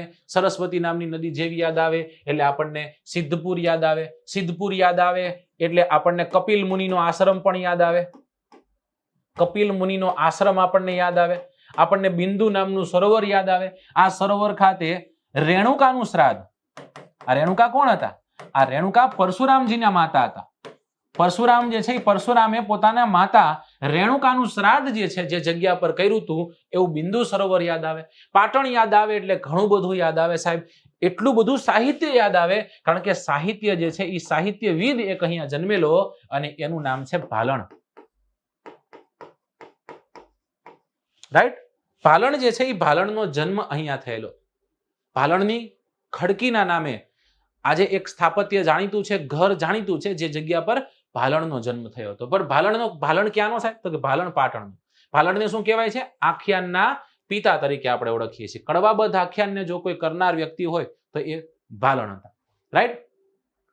પછી સરસ્વતી નદી જેવી યાદ આવે એટલે 2-4 વાતો બીજી યાદ આવે કે સાહેબ એક સુરભી નામની ગાય છે. એ સુરભી નામની ગાય તણાય છે એટલે એ સુરભી નામની ગાયના વાછરાઓ તણાય છે એટલા માટે સુરભી નામની ગાય સરસ્વતીને શ્રાપ આપે છે કે તું ખતમ થઈ જઈશ, તારામાં પાણી રહેશે નહીં. વિશ્વામિત્ર નામના ઋષિ છે એ પણ એને શ્રાપ આપે છે એટલા માટે એમાં પાણી રહેતું નથી એવું કહેવાય છે. આશા રાખું છું કે જેટલી પણ આપણે ડિટેલ જોઈ બધી ડિટેલ તમારા મગજ સુધી પહોંચી હશે. ચલો ત્યારે વિગતવાર એને જોઈ લઈએ. સ્ક્રીનશોટ ખેંચવો હોય તો ખેંચી લેજો. ઓકે, જો ઉદ્ગમ સ્થાન દાંતા તાલુકાના કુંભારિયા પાસે આવેલા ચોરીના ડુંગરમાંથી નદી ઉદ્ભવે છે. અંતિમ સ્થાન કચ્છનું નાનું રણ છે. આ એક અંતઃસ્તઃ નદી છે. ડેમ તો કે મુક્તેશ્વર નામનો ડેમ બનાસકાંઠા જિલ્લામાં બાંધવામાં આવેલો છે. ત્યાંથી આગળ વધવું છે અને મધ્ય ગુજરાતના નદી તંત્રની સૌથી મહત્વની નદી જો કોઈ હોય દોસ્તો, ઉત્તર ગુજરાત મધ્ય ગુજરાતને અલગ કરતી જો કોઈ નદી હોય હું તો એમ કહું છું એવી એક નદી આપણે ભણવા જ આવી છે અને એ નદીનું નામ છે સાબરમતી. સાબરમતી નદી ભણતા પહેલા હજી એક નદી હું તમને અહીંયા ભણાવી દઉં છું. ઓકે, અને એ નદી જે છે એ નદીનું નામ છે રૂપેણ નામની નદી. કારણ કે અહીંયા એને આપણે લીધેલી નથી. એક નાનકડી એવી મિસ્ટેક રહી ગઈ, ભૂલ રહી ગઈ છે, પણ અહીંયા આપણે સુધારી નાખીએ અને રૂપેણ નામની નદીને આપણે જોઈ લઈએ. સાથે સાથ રૂપેણને પણ આપણે જોઈ લઈએ. રૂપેણ નામનું બંદર તમે ક્યાંક જોયું હશે સાહેબ. દ્વારકા જિલ્લામાં રૂપેણ નામનું બંદર છે. ગીર સોમનાથ જિલ્લામાં રૂપેણ નામની નદી જે છે એ નદી આવેલી છે. એવી જ રીતના મહેસાણા જિલ્લો અને એ મહેસાણા જિલ્લાનો ખેરાળુ નામનો તાલુકો. કયો તાલુકો છે? ખેરાળુ તાલુકો. અને એ મહેસાણાના ખેરાળુ નામના તાલુકામાં તારંગાની ટેકરીઓ આવેલી છે. અને આ તારંગાની ટેકરીઓમાં એક ટેકરી આવેલી છે. ઘણી જગ્યાએ એને ડુંગર લખેલો છે, પણ ડુંગર નહીં, આપણે ટેકરી જ છે, જેને આપણે ટુંગાના નામે ઓળખીએ છીએ. આ ટુંગા ટેકરીમાંથી એક નદી ઉદ્ભવે છે અને એ નદીનું નામ છે રૂપેણ. કઈ નદી છે દોસ્તો? નદીનું નામ છે રૂપેણ. ચલો, રૂપેણ નામની નદી ક્યાંથી ઉદ્ભવી સાહેબ? તો કે મહેસાણાના ખેરાળુ તાલુકાના તારંગાની ટેકરીઓમાં આવેલા ટુંગાથી નદી ઉદ્ભવે છે. નદીનો અંત ક્યાં થાય છે? કચ્છના નાના રણમાં નદીનો અંત થાય છે. મતલબ કે આ નદી અંતસ્થ નદી છે કે કેમ? હા સાહેબ છે. ઓકે, ચલો સાહેબ, આ નદીની બે સહાયક નદી છે. એને જમણા કાંઠે મળનારી એક પુષ્પાવતી નામની નદી અને એને ડાબા કાંઠે મળનારી એક ખારી નામની નદી. એ સાહેબ, આ તો બીજી ખારી આવી, હજી એક ત્રીજી આપીશ, ચિંતા કરતા નહીં. તો પુષ્પાવતી અને ખારી, આ બે નદીઓ રૂપેણની સહાયક નદીઓ છે. રૂપેણ નામની નદીના કિનારે કોઈ શહેર વસેલું ખરું? તો કે હા સાહેબ છે ને. રૂપેણ નામની નદીના કિનારે મહેસાણા જિલ્લાનું મુખ્ય મથક મેસોજી ચાવડાએ વસાવેલું મહેસાણા જે છે, GJ2 જે છે એ અહીંયા વસેલું છે. મેહોણા જે છે, મેહોણો અહીંયા વસેલું છે. પણ સાહેબ, મહત્વની આમાં નદીઓમાં રૂપેણ કરતા મહત્વની પુષ્પાવતી છે. એની વાત કરી એની પહેલા થોડીક બીજી ડિટેલ જોઈ લઈએ. દોસ્તો, અહીંયા એક નદી છે રૂપેણ, અહીંયા એક નદી છે સાબરમતી. હવે આ રૂપેણ નામની નદી અને સાબરમતી નામની નદી, આ બંનેની વચ્ચે એક વિસ્તાર આવેલો છે અને આ વિસ્તારને આપણે વિરમગામ કોટન ઝોનના નામે ઓળખીએ છીએ. કેના નામે ઓળખીએ દોસ્તો? આને આપણે ઓળખીએ છીએ વિરમગામ કોટન ઝોનના નામે ઓળખીએ છીએ. ઓકે, આ વિરમગામ કોટન ઝોન, વિરમગામનું મેદાન અમદાવાદ અને મહેસાણા જિલ્લામાં મુખ્ય સ્થિત છે. ઓકે, તો એ વિરમગામ જે છે એ વિરમગામ કોટન ઝોન અહીંયા આવેલું છે. સાહેબ, વિરમગામના મેદાનનું નિર્માણ કોણ કરે? તો મુખ્ય નદી કઈ છે? મુખ્ય નદી છે રૂપેણ. આ રૂપેણ નામની નદી, આને રૂપારેણ પણ કહેવાય છે. તો રૂપારેણ નામની નદી જે છે એનું નિર્માણ કરે. હવે વાત કરીએ પુષ્પાવતી નામની નદીની. તમે તરત કહો કે સાહેબ, આ પુષ્પાવતી નામની નદી ક્યાંથી નીકળે? તમે નામ સાંભળ્યું છે? મહેસાણામાં ઊંઝા આવેલું છે. હા સાહેબ, આ તો સાંભળેલું છે. બસ એ ઊંઝા પાસેથી ન તે આ નદીનો ઉદ્ભવ સ્થાન છે. સાહેબ, આ કોને મળે છે? આ નદી રૂપેણને મળે છે. ક્યાં મળે છે? તો કે બહુચરાજી પાસે. સાહેબ, આ બહુચરાજી વિશે અમે તો જાણીએ છીએ. યસ, બહુચર માના દેરા પાછળ કુકડે કુક બોલે રે કુકડા તારી બોલી મને મીઠી મીઠી લાગે. રાઈટ? જે બાલા ત્રિપુરારીનું સ્વરૂપ, 3 શક્તિપીઠો પૈકીની એક શક્તિપીઠ સાહેબ જે જગ્યા પર સ્થિત છે, ચૈત્ર મહિનામાં જે જગ્યા પર મેળો ભરાય છે, એવું બહુચર માનું મંદિર, જે જગ્યાએ વલ્લભ મેવાડાનો ઓરડો આવેલો છે. બહુચર માના ગરબાઓ જે છે વલ્લભ મેવાડાએ લખેલા છે. એમાં આનંદનો ગરબો ખૂબ ફેમસ છે. ઓકે, તો એ બહુચરાજી ખાતે ઊંઝાથી નીકળી બહુચરાજી પાસે રૂપેણ નામની નદીને મળી જાય છે. પણ સાહેબ, પુષ્પાવતી નામની નદીના બીજા તથ્યને હું અહીંયા લઉં છું. આ પુષ્પાવતી નામની નદીના કિનારે 3 મુખ્ય સ્થળો આવેલા છે. એક તો હું તમને કહીશ મહેસાણા જિલ્લો, ઊંઝા તાલુકો, અને એ ઊંઝા તાલુકાનું ઉનાવા નામનું ગામ. આ ઉનાવા નામનું ગામ આ નદીના કિનારે સ્થિત છે. સાથોસાથ મોઢેરા આ નદીના કિનારે સ્થિત છે દોસ્તો. અને સાથોસાથ ઐઠોર આ નદીના કિનારે સ્થિત છે. રાઈટ? તો આ 3 પોઈન્ટ આપણે યાદ રાખવાના છે. કયા 3 પોઈન્ટ છે? કયા 3 શહેરો, 3 ગામો છે? ઉનાવા, મોઢેરા અને ઐઠોર જેવા શહેરો પુષ્પાવતી નામની નદીના કિનારે વસેલા છે. ઉનાવા યાદ આવે એટલે આપણને મીરા દાતારની દરગાહ યાદ આવી જોઈએ. કોની દરગાહ? મીરા દાતારની દરગાહ. પ્રશ્ન પૂછું તમને કે ઉનાવા ખાતે કોની દરગાહ આવેલી છે? હવે મીરા દાતારની દરગાહ લખેલું જ ન હોય તો સાહેબ તમારે કઈ લાઈન લેવાની? પાઇપલાઈન? પાણીની લાઈન? કઈ લાઈન લેવાની કયો મને દોસ્તો? યાદ રાખજો, હજરત સૈયદ અલીની દરગાહ છે. હજરત સૈયદ અલી ની દરગાહ અહીંયા આવેલી છે. રાઈટ? જે જગ્યા પર ઉરસનો મેળો પણ ભરાય છે. મોઢેરા જેવું યાદ આવે એટલે આપણને તરત યાદ આવે સાહેબ અહીંયા સૂર્ય મંદિર બનેલું છે. ભારતના મુખ્ય 3 સૂર્ય મંદિરો છે. એક સૂર્ય મંદિર જમ્મુ કાશ્મીરમાં છે, એક સૂર્ય મંદિર જે છે એ આપણને ઉત્કલમાં જોવા મળશે, એટલે કે ઓરિસ્સામાં જોવા મળશે, જેને ઈસવીસન 1984 ની સાલમાં વર્લ્ડ હેરિટેજ સાઇટમાં લીધું હતું, બરાબર ને? અને એને કોણાર્કના સૂર્ય મંદિરના નામે આપણે ઓળખીશું. કોણ અને અર્ક, અર્ક એટલે સૂર્ય થાય, ખૂણાઓ ઉપર આખું બનેલું આખું મંદિર સાહેબ. એક જબરદસ્ત એવી એક શિલ્પ સ્થાપત્યનો એક બહેનુમ નમૂનો છે, જો કદાચ એને આપણે જોઈએ તો. અને હમણાં ચર્ચામાં છે 2022માં હોય તો યાદ રાખજો કે કોણાર્કના સૂર્ય મંદિરના દરવાજાઓ ખોલવામાં આવ્યા અને 250 વર્ષ પછી એ ઘટના જે છે એ ઘટના ઘટી છે. ઓકે, તો મોઢેરાનું સૂર્ય મંદિર આપણે તો યાદ રાખશું, ગુજરાતમાં આવેલું મોઢેરાનું સૂર્ય મંદિર, જે ભીમદેવ પહેલાના સમય દરમિયાન નિર્માણ થયું હતું. અને ઐઠોર ખાતે ગણપતિ મંદિર આવેલું છે. અને આ ગણપતિ ભગવાન પણ ખૂબ સુંદર એવી મૂર્તિ અહીંયા આપણને જોવા મળશે. તો ઐઠોર ખાતે ગણપતિ મંદિર, મોઢેરા ખાતે સૂર્ય મંદિર, ઉનાવા ખાતે મીરા દાતાર, અને એ નદી કઈ? પુષ્પાવતી. ક્યાંથી નીકળી? ઊંઝાથી. ક્યાં? તો કે બહુચરાજી પાસે. કોને મળી? રૂપેણને. ક્યાંથી નીકળી? મહેસાણાના ખેરાડુના તારંગાના ટુંગા નામના ડુંગરથી. ક્યાં અંત પામે છે? નાના રણમાં. કિનારે વસેલું શહેર કરું? આ સાહેબ છે ને, કયું છે? મહેસાણા ખુદ. બનાસકાંઠા જિલ્લાનું પાલનપુર જોઈ લીધું આપણે, મુખ્ય મથક. પાટણ જિલ્લામાં આપણે કદાચ ફર્યા તો પાટણ જિલ્લાનું મુખ્ય મથક પાટણ ભણી ગયા આપણે, હાસેબ ભણી ગયા. મહેસાણા જિલ્લાનું મુખ્ય મથક ભણી ગયા મહેસાણા, હાસેબ ભણી ગયા. જેમ જેમ નદીઓ જતી જશે એમ એમ બધો ડેટા આપણી સામે આવતો જશે. ચલો ત્યારે વારાફરતી વારા એ નદીઓની ચર્ચા કરતા હતા, અને એ નદીઓમાં હવે આપણે પહોંચ્યા છીએ બહુ જ અગત્યની નદી, અને એવી નદી એટલે સાબરમતીના નામે જેને આપણે ઓળખીએ છીએ કે દે દી તુને આઝાદી બિના ખડક બિના ઢાલ, સાબરમતી કે સંત તુને કર દિયા કમાલ. રાઈટ? સાબરમતીનો સંત એટલે આપણે પૂજ્ય બાપુને યાદ કરીએ છીએ, અને એ પૂજ્ય બાપુ જે નદીના કિનારે રહેતા હતા એવી એક નદી સ્વાભ્રમતી, અમદાવાદના ક્ષેત્ર વિસ્તારને સ્વાભ્ર ક્ષેત્ર નામે ઓળખવામાં આવે છે, ખાસ યાદ દેજો. તો આ સાબરમતી નામની નદી વિશે આપણે આજે ચર્ચા કરવી છે. મધ્ય ગુજરાતના નદી તંત્રમાં પ્રવેશ્યા છે. ઉદ્ગમ સ્થાન રાજસ્થાનના ઉદયપુર પાસે આવેલા ઢેબર નામના સરોવરમાંથી. રાઈટ? વેકરિયા પાસેથી નદીનો ઉદ્ભવ સ્થાન છે. અને સાહેબ ક્યાં અંત પામે છે? તો અંત પામે છે કોપાલાની ખાડીમાં. 7 કિલોમીટર જેટલું મુખ પહોળું કરી કોપાલાની ખાડીમાં આ નદી જઈ ખતમ થાય છે સાહેબ. ડન? ચલો ત્યાંથી આગળ વધીએ. અંતિમ સ્થાન કોપાલાની ખાડી. આણંદ નામનો જિલ્લો, ગુજરાતની સૌથી લાંબી 321 કિલોમીટર લંબાઈ ધરાવતી પ્રાચીન નામ એનું સ્વાભ્રમતી છે. વિથ ડિટેલ ચર્ચા કરશું, જરાય ચિંતા ન કરતા. દોસ્તો, ગુજરાતમાં સૌથી વધુ જિલ્લાઓની સરહદ બનાવતી નદી પૂછે તો એ કઈ છે? સાબરમતી. ગુજરાતમાં સૌથી વધુ જિલ્લાઓમાંથી પ્રવાહિત થતી નદી પૂછે તો કઈ છે? સાબરમતી. ગુજરાતની સૌથી લાંબી નદી કઈ છે? સાબરમતી. સાહેબ કેટલા જિલ્લાઓમાંથી વહે? 7 જિલ્લામાંથી. એની પછી મહી આવશે 6 જિલ્લામાંથી. રાઈટ? તો સાહેબ આ 7 જિલ્લાઓ કયા કયા? જો, સાબરકાંઠા નામના જિલ્લામાં પ્રવેશે પહેલા. સાબરકાંઠા બનાસકાંઠાની બોર્ડર બનાવે, આ સાહેબ બનાવી.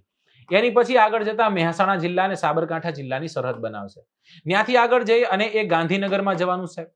ગાંધીનગર જે છે એ ગાંધીનગર, આ ગાંધીનગર છે, ગાંધીનગરથી આગળ આવી અમદાવાદ નામના જિલ્લામાં જવાનું છે. અમદાવાદ જિલ્લામાં જઈ અમદાવાદ અને ખેડાની સરહદ બનાવવાનું છે, અને અમદાવાદ અને આણંદની સરહદ બનાવવાનું. તો આણંદ, ખેડા, અમદાવાદ, આણંદ, ખેડા, અમદાવાદ, ગાંધીનગર, મહેસાણા, સાબરકાંઠા અને બનાસકાંઠા 7 જિલ્લાઓમાંથી વહે. દેખાડ દો કઈ રીતના. જો, પહેલા સાબરકાંઠા, પછી બનાસકાંઠા, પછી મહેસાણા, પછી ગાંધીનગરમાં, પછી અમદાવાદમાં, પછી ખેડા અને આણંદ. પછી આ બધાની જો સરહદ બનાવતી જાય. આ સાહેબ આ બેની સરહદ બનાવી, આ સાહેબ અમદાવાદ અને ખેડાની સરહદ બનાવી સાહેબ, બરાબર. આ સાહેબ અહીંયા કોઈ જગ્યા પર, કોઈ એક વિસ્તાર પર એ ગાંધીનગર અને અમદાવાદની સરહદ બનાવે છે. અહીંયા કોઈ વિસ્તાર પર ગાંધીનગર અને સાબરકાંઠાની સરહદ બનાવે છે. અહીંયા મહેસાણા સાબરકાંઠાની સરહદ બનાવે છે. અહીંયા બનાસકાંઠા અને સાબરકાંઠાની સરહદ બનાવે. આટલા બધા જિલ્લાઓની સરહદ બનાવતી નદી એવી નદી એટલે સાબરમતી. સૌથી વધુ જિલ્લાઓમાંથી પસાર થતી 7 જિલ્લા અને 5 જિલ્લાઓની પ્રાકૃતિક સરહદનું નિર્માણ કરે, રાજકીય સીમાનું નિર્માણ કરે. સાબરકાંઠા બનાસકાંઠા, સાબરકાંઠા મહેસાણા, સાબરકાંઠા ગાંધીનગર, અમદાવાદ ખેડા અને અમદાવાદ અને આણંદ, આટલા જિલ્લાઓની સરહદ બનાવતી નદીનું નામ સાબરમતી. હવે આપણે એને વિગતવાર ચર્ચા કરીએ. સૌથી પહેલો પ્રશ્ન કે સાહેબ ક્યાંથી ઉદ્ભવતી હતી? એક વખત તમને ફરી કહી દો, તમે ભૂલી ગયા છે. તો જો સાહેબ, ઉદયપુરની ટેકરીઓ વેકરિયા નજીક, ઉદયપુરની ટેકરીઓમાં વેકરિયા નજીક આવેલા ઢેબર નામના સરોવરથી આ નદી ઉદ્ભવે છે. સાહેબ આનું નામ શું છે? આનું નામ છે સાબર. હજી આનું નામ સાબરકાંઠા સાબર નદી નથી, સાબરમતી નથી, સાબર જ નામ છે. ડન. ત્યાંથી આગળ ગઈ અને ગુજરાતમાં કયા જિલ્લામાં સૌથી પહેલા પ્રવેશે? સાબરકાંઠા નામના જિલ્લામાં સૌથી પહેલા પ્રવેશે. પ્રશ્ન પૂછે સાબરકાંઠા જિલ્લાના કયા વિસ્તારમાં પ્રથમ પ્રવેશે છે? તો તમારે કહેવાનું છે કે સાબરકાંઠાના પોશીના નામના વિસ્તારમાં સૌપ્રથમ આ નદીના મંડાળ મંડાય છે. દોસ્તો જેવી આ નદી સાબરકાંઠા જિલ્લામાં પ્રવેશે એટલે એને નાની નાની ઝીણી ઝીણી બે નદીઓ મળી જાય. એક નદીનું નામ છે આકુળ અને એક નદીનું નામ છે વ્યાકુળ. એક નદીનું નામ છે આકુળ અને એક નદીનું નામ છે વ્યાકુળ. દોસ્તો આકુળ અને વ્યાકુળ જે જગ્યા પર મળે છે એ જગ્યાને આપણે ઓળખીએ છીએ ગુણ ભાખરીના નામે. કેના નામે ઓળખીએ છીએ? ગુણ ભાખરી નામના સ્થળે આકુળ અને વ્યાકુળ નામની બે નદીઓ સાબરમતીને મળે છે. સાબર નામની નદીને મળે છે. અને દોસ્તો એવું કહેવાય છે કે આ જ જગ્યા પર એક મેળો ભરાય છે અને જે મેળાને આપણે ચિત્ર વિચિત્રના મેળાના નામે ઓળખીએ છીએ. ચિત્ર વિચિત્રના મેળાના નામે ઓળખીએ છીએ. આની પણ વિગતવાર ચર્ચા કરી લઈએ. મહાભારતમાં કદાચ તમે જાઓ તો મહાભારતમાં એક બહુ મોટા એવા રાજા થઈ ગયા અને એ રાજા જે છે, રાજા આમ જોઈએ તો એમને ત્યાં બે સંતાનો હતા અને એ બે સંતાનોમાં એક હતા ચિત્રાંગદ અને બીજાનું નામ હતું વિચિત્ર વીર્ય. કોણ કોણ હતા? શાંતનુ નામના રાજા. આ શાંતનુ નામના રાજાને એવું કહેવાય છે કે દેવલોક, મતલબ કે એક પાતાળ લોક હોય, કોઈ પૃથ્વીલોક, કોઈ સ્વર્ગલોક, મતલબ કે દેવલોક, મતલબ કે એ જગ્યા એવી કે એનાથી પછી ઉપર કાંઈ છે જ નહીં. એમ સારા કામ કરો ને તો તમે દેવલોક પામો. દેવલોક એટલે મૃત્યુ પામવું નહીં, દેવલોક એટલે સારી જગ્યા પર જવું. સારા કામથી દેવલોક પર પહોંચ્યા. એવું કહેવાય છે કે કોઈ એવા કામથી પકડાણા અને જેના કારણે એ કોઈને પ્રમોશન ને કોઈ ડિમોશન, બરાબર ને, એ પ્રમોશનની જગ્યા પર હવે કે તમારે પૃથ્વી પર જઈને તમારી જે રિમેનિંગ જિંદગી છે જીવવી પડશે. એટલે શાંતનુ નીચે આવી ગયા, અવિકારી અવસ્થામાં પકડાણા ત્યાં. હવે શાંતનુ જે છે, શાંતનુને પ્રેમ થાય ગંગા સાથે. ગંગાજી સાથે પ્રેમ થાય છે અને ગંગાજીને વિવાહ માટે પોતે બોલાવે છે અને વિવાહ જે છે એ વિવાહની વાત કરે છે. ગંગાજી ના પાડે છે. ગંગાજી કે આ તારી વાતને હું માનું, જો તમે કદાચ મારી જે રિક્વાયરમેન્ટ્સ છે ને તમે માનો તો. શાંતનુ પૂછે કે તમારી રિક્વાયરમેન્ટ શું? તમારે કાંઈ પૂછવાનું નહીં કે. શાંતનુ પ્રેમમાં ગળે ડૂબતા કાંઈ વાંધો નહીં, ડન, કે હાલો કમ્પ્લીટ કરી નાખો બધું. અને શાંતનુને વિવાહ કર્યા. જેવા શાંતનુને વિવાહ કર્યા એટલે ગંગાને ત્યાં પુત્ર પ્રાપ્તિ થઈ. ગંગાએ લઈને ગંગા નદીમાં ડૂબાડી દીધા, મૃત્યુ પામી ગયો. બીજો પુત્ર પ્રાપ્તિ થઈ, ગંગાએ લઈને ગંગા નદીમાં ડૂબાડી દીધા. આવી રીતના વારા ફરતી વારા 7 પુત્રની પ્રાપ્તિ થઈ. અને હવે સાહેબ ધીરજ ખૂટે શાંતનુની. શાંતનુ પૂછેલા કેમ, શું કામ આવું કરો છો? ગંગા કે મેં તમને ના તો પાડી હતી, ના પાડી હતી ને, આવું કે લ્યો આ પુત્ર તમે હાચો, હું ગઈ, એમ કે છુમ કરીને ગાયબ થઈ જાય છે.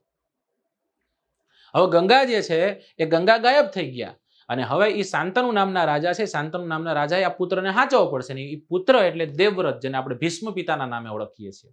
ધીમે ધીમે ધીમે દેવવ્રત મોટા થતા જાય, થોડાક મોટા થાય એટલે હવે શાંતનુ ફરી એક વખત મત્સ્ય કન્યા સત્યવતી સાથે પ્રેમ કરે છે અને સત્યવતીને પણ વિવાહની વાત કરે છે. હવે સત્યવતી એમ કે છે કે ભાઈ આપણે ત્યાં પુત્ર પ્રાપ્તિ થાય તો આપણા પુત્રને ગાદી ન મળે. તો કે કેમ? તો કે તમારો જ્યેષ્ઠ પુત્ર તો કોણ છે? દેવવ્રત છે. તો કે દેવવ્રતને ગાદી મળશે. તો કે કઈક કરશું કે નહીં, કે દેવવ્રતને ગાદી મળે, દેવવ્રતના વિવાહ થાય, દેવવ્રતના પુત્રને ગાદી મળે. સમજાણું? પેલા એવું હતું કે સાહેબ અવિવાહિત રાજા હોય ને એ રાજા ન બની શકે, વ્યક્તિ હોય રાજા ન બની શકે. એટલા માટે ભીષ્મએ પ્રતિજ્ઞા લીધી સાહેબ કે હું વિવાહ કરીશ નહીં. અને ભીષ્મ જે છે એ ભીષ્મ વિવાહ સંબંધથી દૂર રહે છે. હવે એ શાંતનુને ત્યાં સત્યવતીના કુખે 2 પુત્ર જન્મ્યા. એકનું નામ છે ચિત્રાંગદ અને બીજાનું નામ છે વિચિત્ર વીર્ય. મોટા થતા ગયા, એક સમય મોટા થઈ ગયા, બરાબર. અને હવે ભીષ્મને મોકલવામાં આવે છે નજીકના તે વિસ્તારમાં, ચંપાનો વિસ્તાર છે ત્યાં જઈ અને એક જગ્યાએ સ્વયંવર થાય છે. અંબિકા અને અંબાલિકાનો. એ દીકરીઓને લઈ આવો અને આપણા આ જે પુત્ર છે, તમારા જે ભાઈ છે, એના વેરાએ આપણે એમના વિવાહ કરીશું એમ. તો દેવવ્રત તો જાય છે, એટલે કે ભીષ્મ પિતા તો જાય છે. ભીષ્મ પિતા જેવા એ મેદનીમાં પ્રવેશે એટલે બધા રાજાઓ કે અમારી સ્ત્રીઓનું, અમારી કન્યાઓનું રૂપ જ તેટલું જબરદસ્ત છે કે તમે અહીંયા સુધી આવ્યા અને તમે જે પણ પ્રોમિસીસ કર્યા હતા, તમે જેટલી પણ વાતો કરી હતી કે ભાઈ હું બાલ બ્રહ્મચારી રહીશ, એ તમે તોડી નાખી. રાઈટ? ભીષ્મ કે એવું નથી, હું મારા માટે નથી આવ્યો, પણ હા મારા ભાઈ માટે લેવા આવ્યો છું. કોઈ નામ ત્રેડો સામે આવી જાઓ. એની સામે હું અને વિશ્વનું આ ગાંડી, બરાબર? કોઈ હળી તો કરે નહીં. એક વ્યક્તિ આવે છે, યુદ્ધ કરે છે, પણ હારે છે. હવે અંબિકા અને અંબાલિકા ત્રણેયને ભીષ્મ લઈને પાછા આવતા રહ્યા. હવે જયારે પાછા લઈને આવે છે ને, ત્યારે એમાં અંબિકા અને અંબાલિકામાં અંબા છે ને, એને ઓલરેડી કોઈને મનોમન વરી લીધા હતા. જે વ્યક્તિએ ભીષ્મ સાથે યુદ્ધ કર્યું, સત્યવતીને જઈને આ વાતની કહે છે કે ભાઈ, વાતની જાણ કરે છે કે ભાઈ મને મારો પતિ કોઈને માની લીધો છે. સત્યવતી કે ભીષ્મ આને તો પાછી મૂકી આવો. હું ભીષ્મ પાછા મૂકવા જાય. કોની સાથે? તો કે જેની સાથે યુદ્ધ કર્યું હતું ત્યાં પાછા મૂકવા જાય. અને હવે એ વ્યક્તિ નથી સ્વીકારતો. તમારે ત્યાં રહ્યા છે, તમારે ત્યાં એક રાત રહ્યા છે, તો હું સ્વીકારું નહીં. સમજાઈ ગયું? એવું થયું. અને હવે અંબાને કઈ લાઈન લેવાની? કારણ કે ન્યા ઓલાય ન સ્વીકાર્યું. આની કોઈ વાત કહી દીધી કે ભાઈ મનોમન કોકને વરી લીધી છે, એટલા માટે ચિત્રાંગદ કે વિચિત્ર વીર્ય કોઈ બેમાંથી કઈ સ્વીકારે નહીં. એટલે અંબાએ એવું કીધું કે ભાઈ આ બધી વસ્તુનું મૂળ જે છે એ ભીષ્મ છે.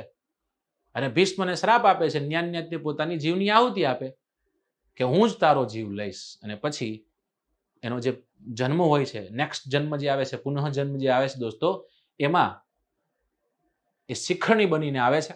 અને મહાભારતના યુદ્ધમાં ભીષ્મ જે છે એ ભીષ્મની સામે શિખરણી રથ ચલાવે છે અર્જુનનો. કારણ કે કેશવ હોત ને કદાચ તોય તે શક્ય નહોતું. કારણ કે ભીષ્મ જે છે એ ભીષ્મ પરશુરામના અવતાર હતા. રામથી મોટા પરશુરામ, તો કૃષ્ણ તો બહુ નાના કહેવાય. સમજાય છે? એટલે એને હરાવવા અસંભવ હતા. તો એ શિખરણીને સામે લાવે છે. ભીષ્મે પ્રતિજ્ઞા લીધી હતી કે સ્ત્રી ઉપર કોઈ દિવસ હું ગાંડીવ કે મારો હાથ ચલાવીશ નહીં. સમજાણું? અને અંતે ભીષ્મ જે છે ભીષ્મ બાણ સૈયા ઉપર સૂવે છે. દોસ્તો, હવે એ બંને ભાઈઓ જે છે, બંને ભાઈઓ ભીષ્મ અને સત્યવતીના ખોટા સંબંધની વાતો કરતા એવા વિચાર કરી લે છે કે મારી માતાને અને ભીષ્મને કોઈ ખોટા સંબંધ છે.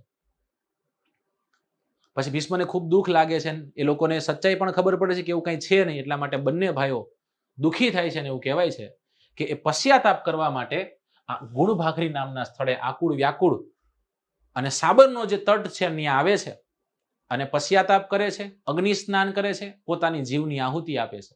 અને એમની માનમાં, એમની યાદમાં દર વર્ષે આદિવાસીઓ અહીંયા ભેગા થાય છે.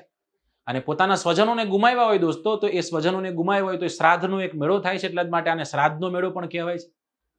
જેવો અમાસનો આ શ્રાદ્ધ ખતમ થાય, એકમ આવે, એટલે એકમ આવતા જ તે સરજી અહીંયા મેળો જે છે એ મેળો એનો રંગ ધારણ કરે છે. પાન ખાવા અને ખવડાવવા વાળા એ વિસ્તારમાં રમતા હોય છે, રખડતા હોય છે. પાન ખાવા ખવડાવવાનો બહુ મહત્વ છે સાહેબ અહીંયા.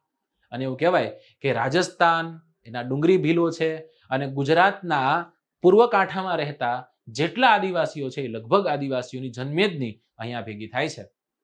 લાડી ખેંચવાનો એક વાયકા પણ અહીંયા સાથે જોડાયેલી છે કે લાડી ખેંચવી એટલે શું? તો કે કોઈ સ્ત્રીને ઉપાડીને લઈ જવી.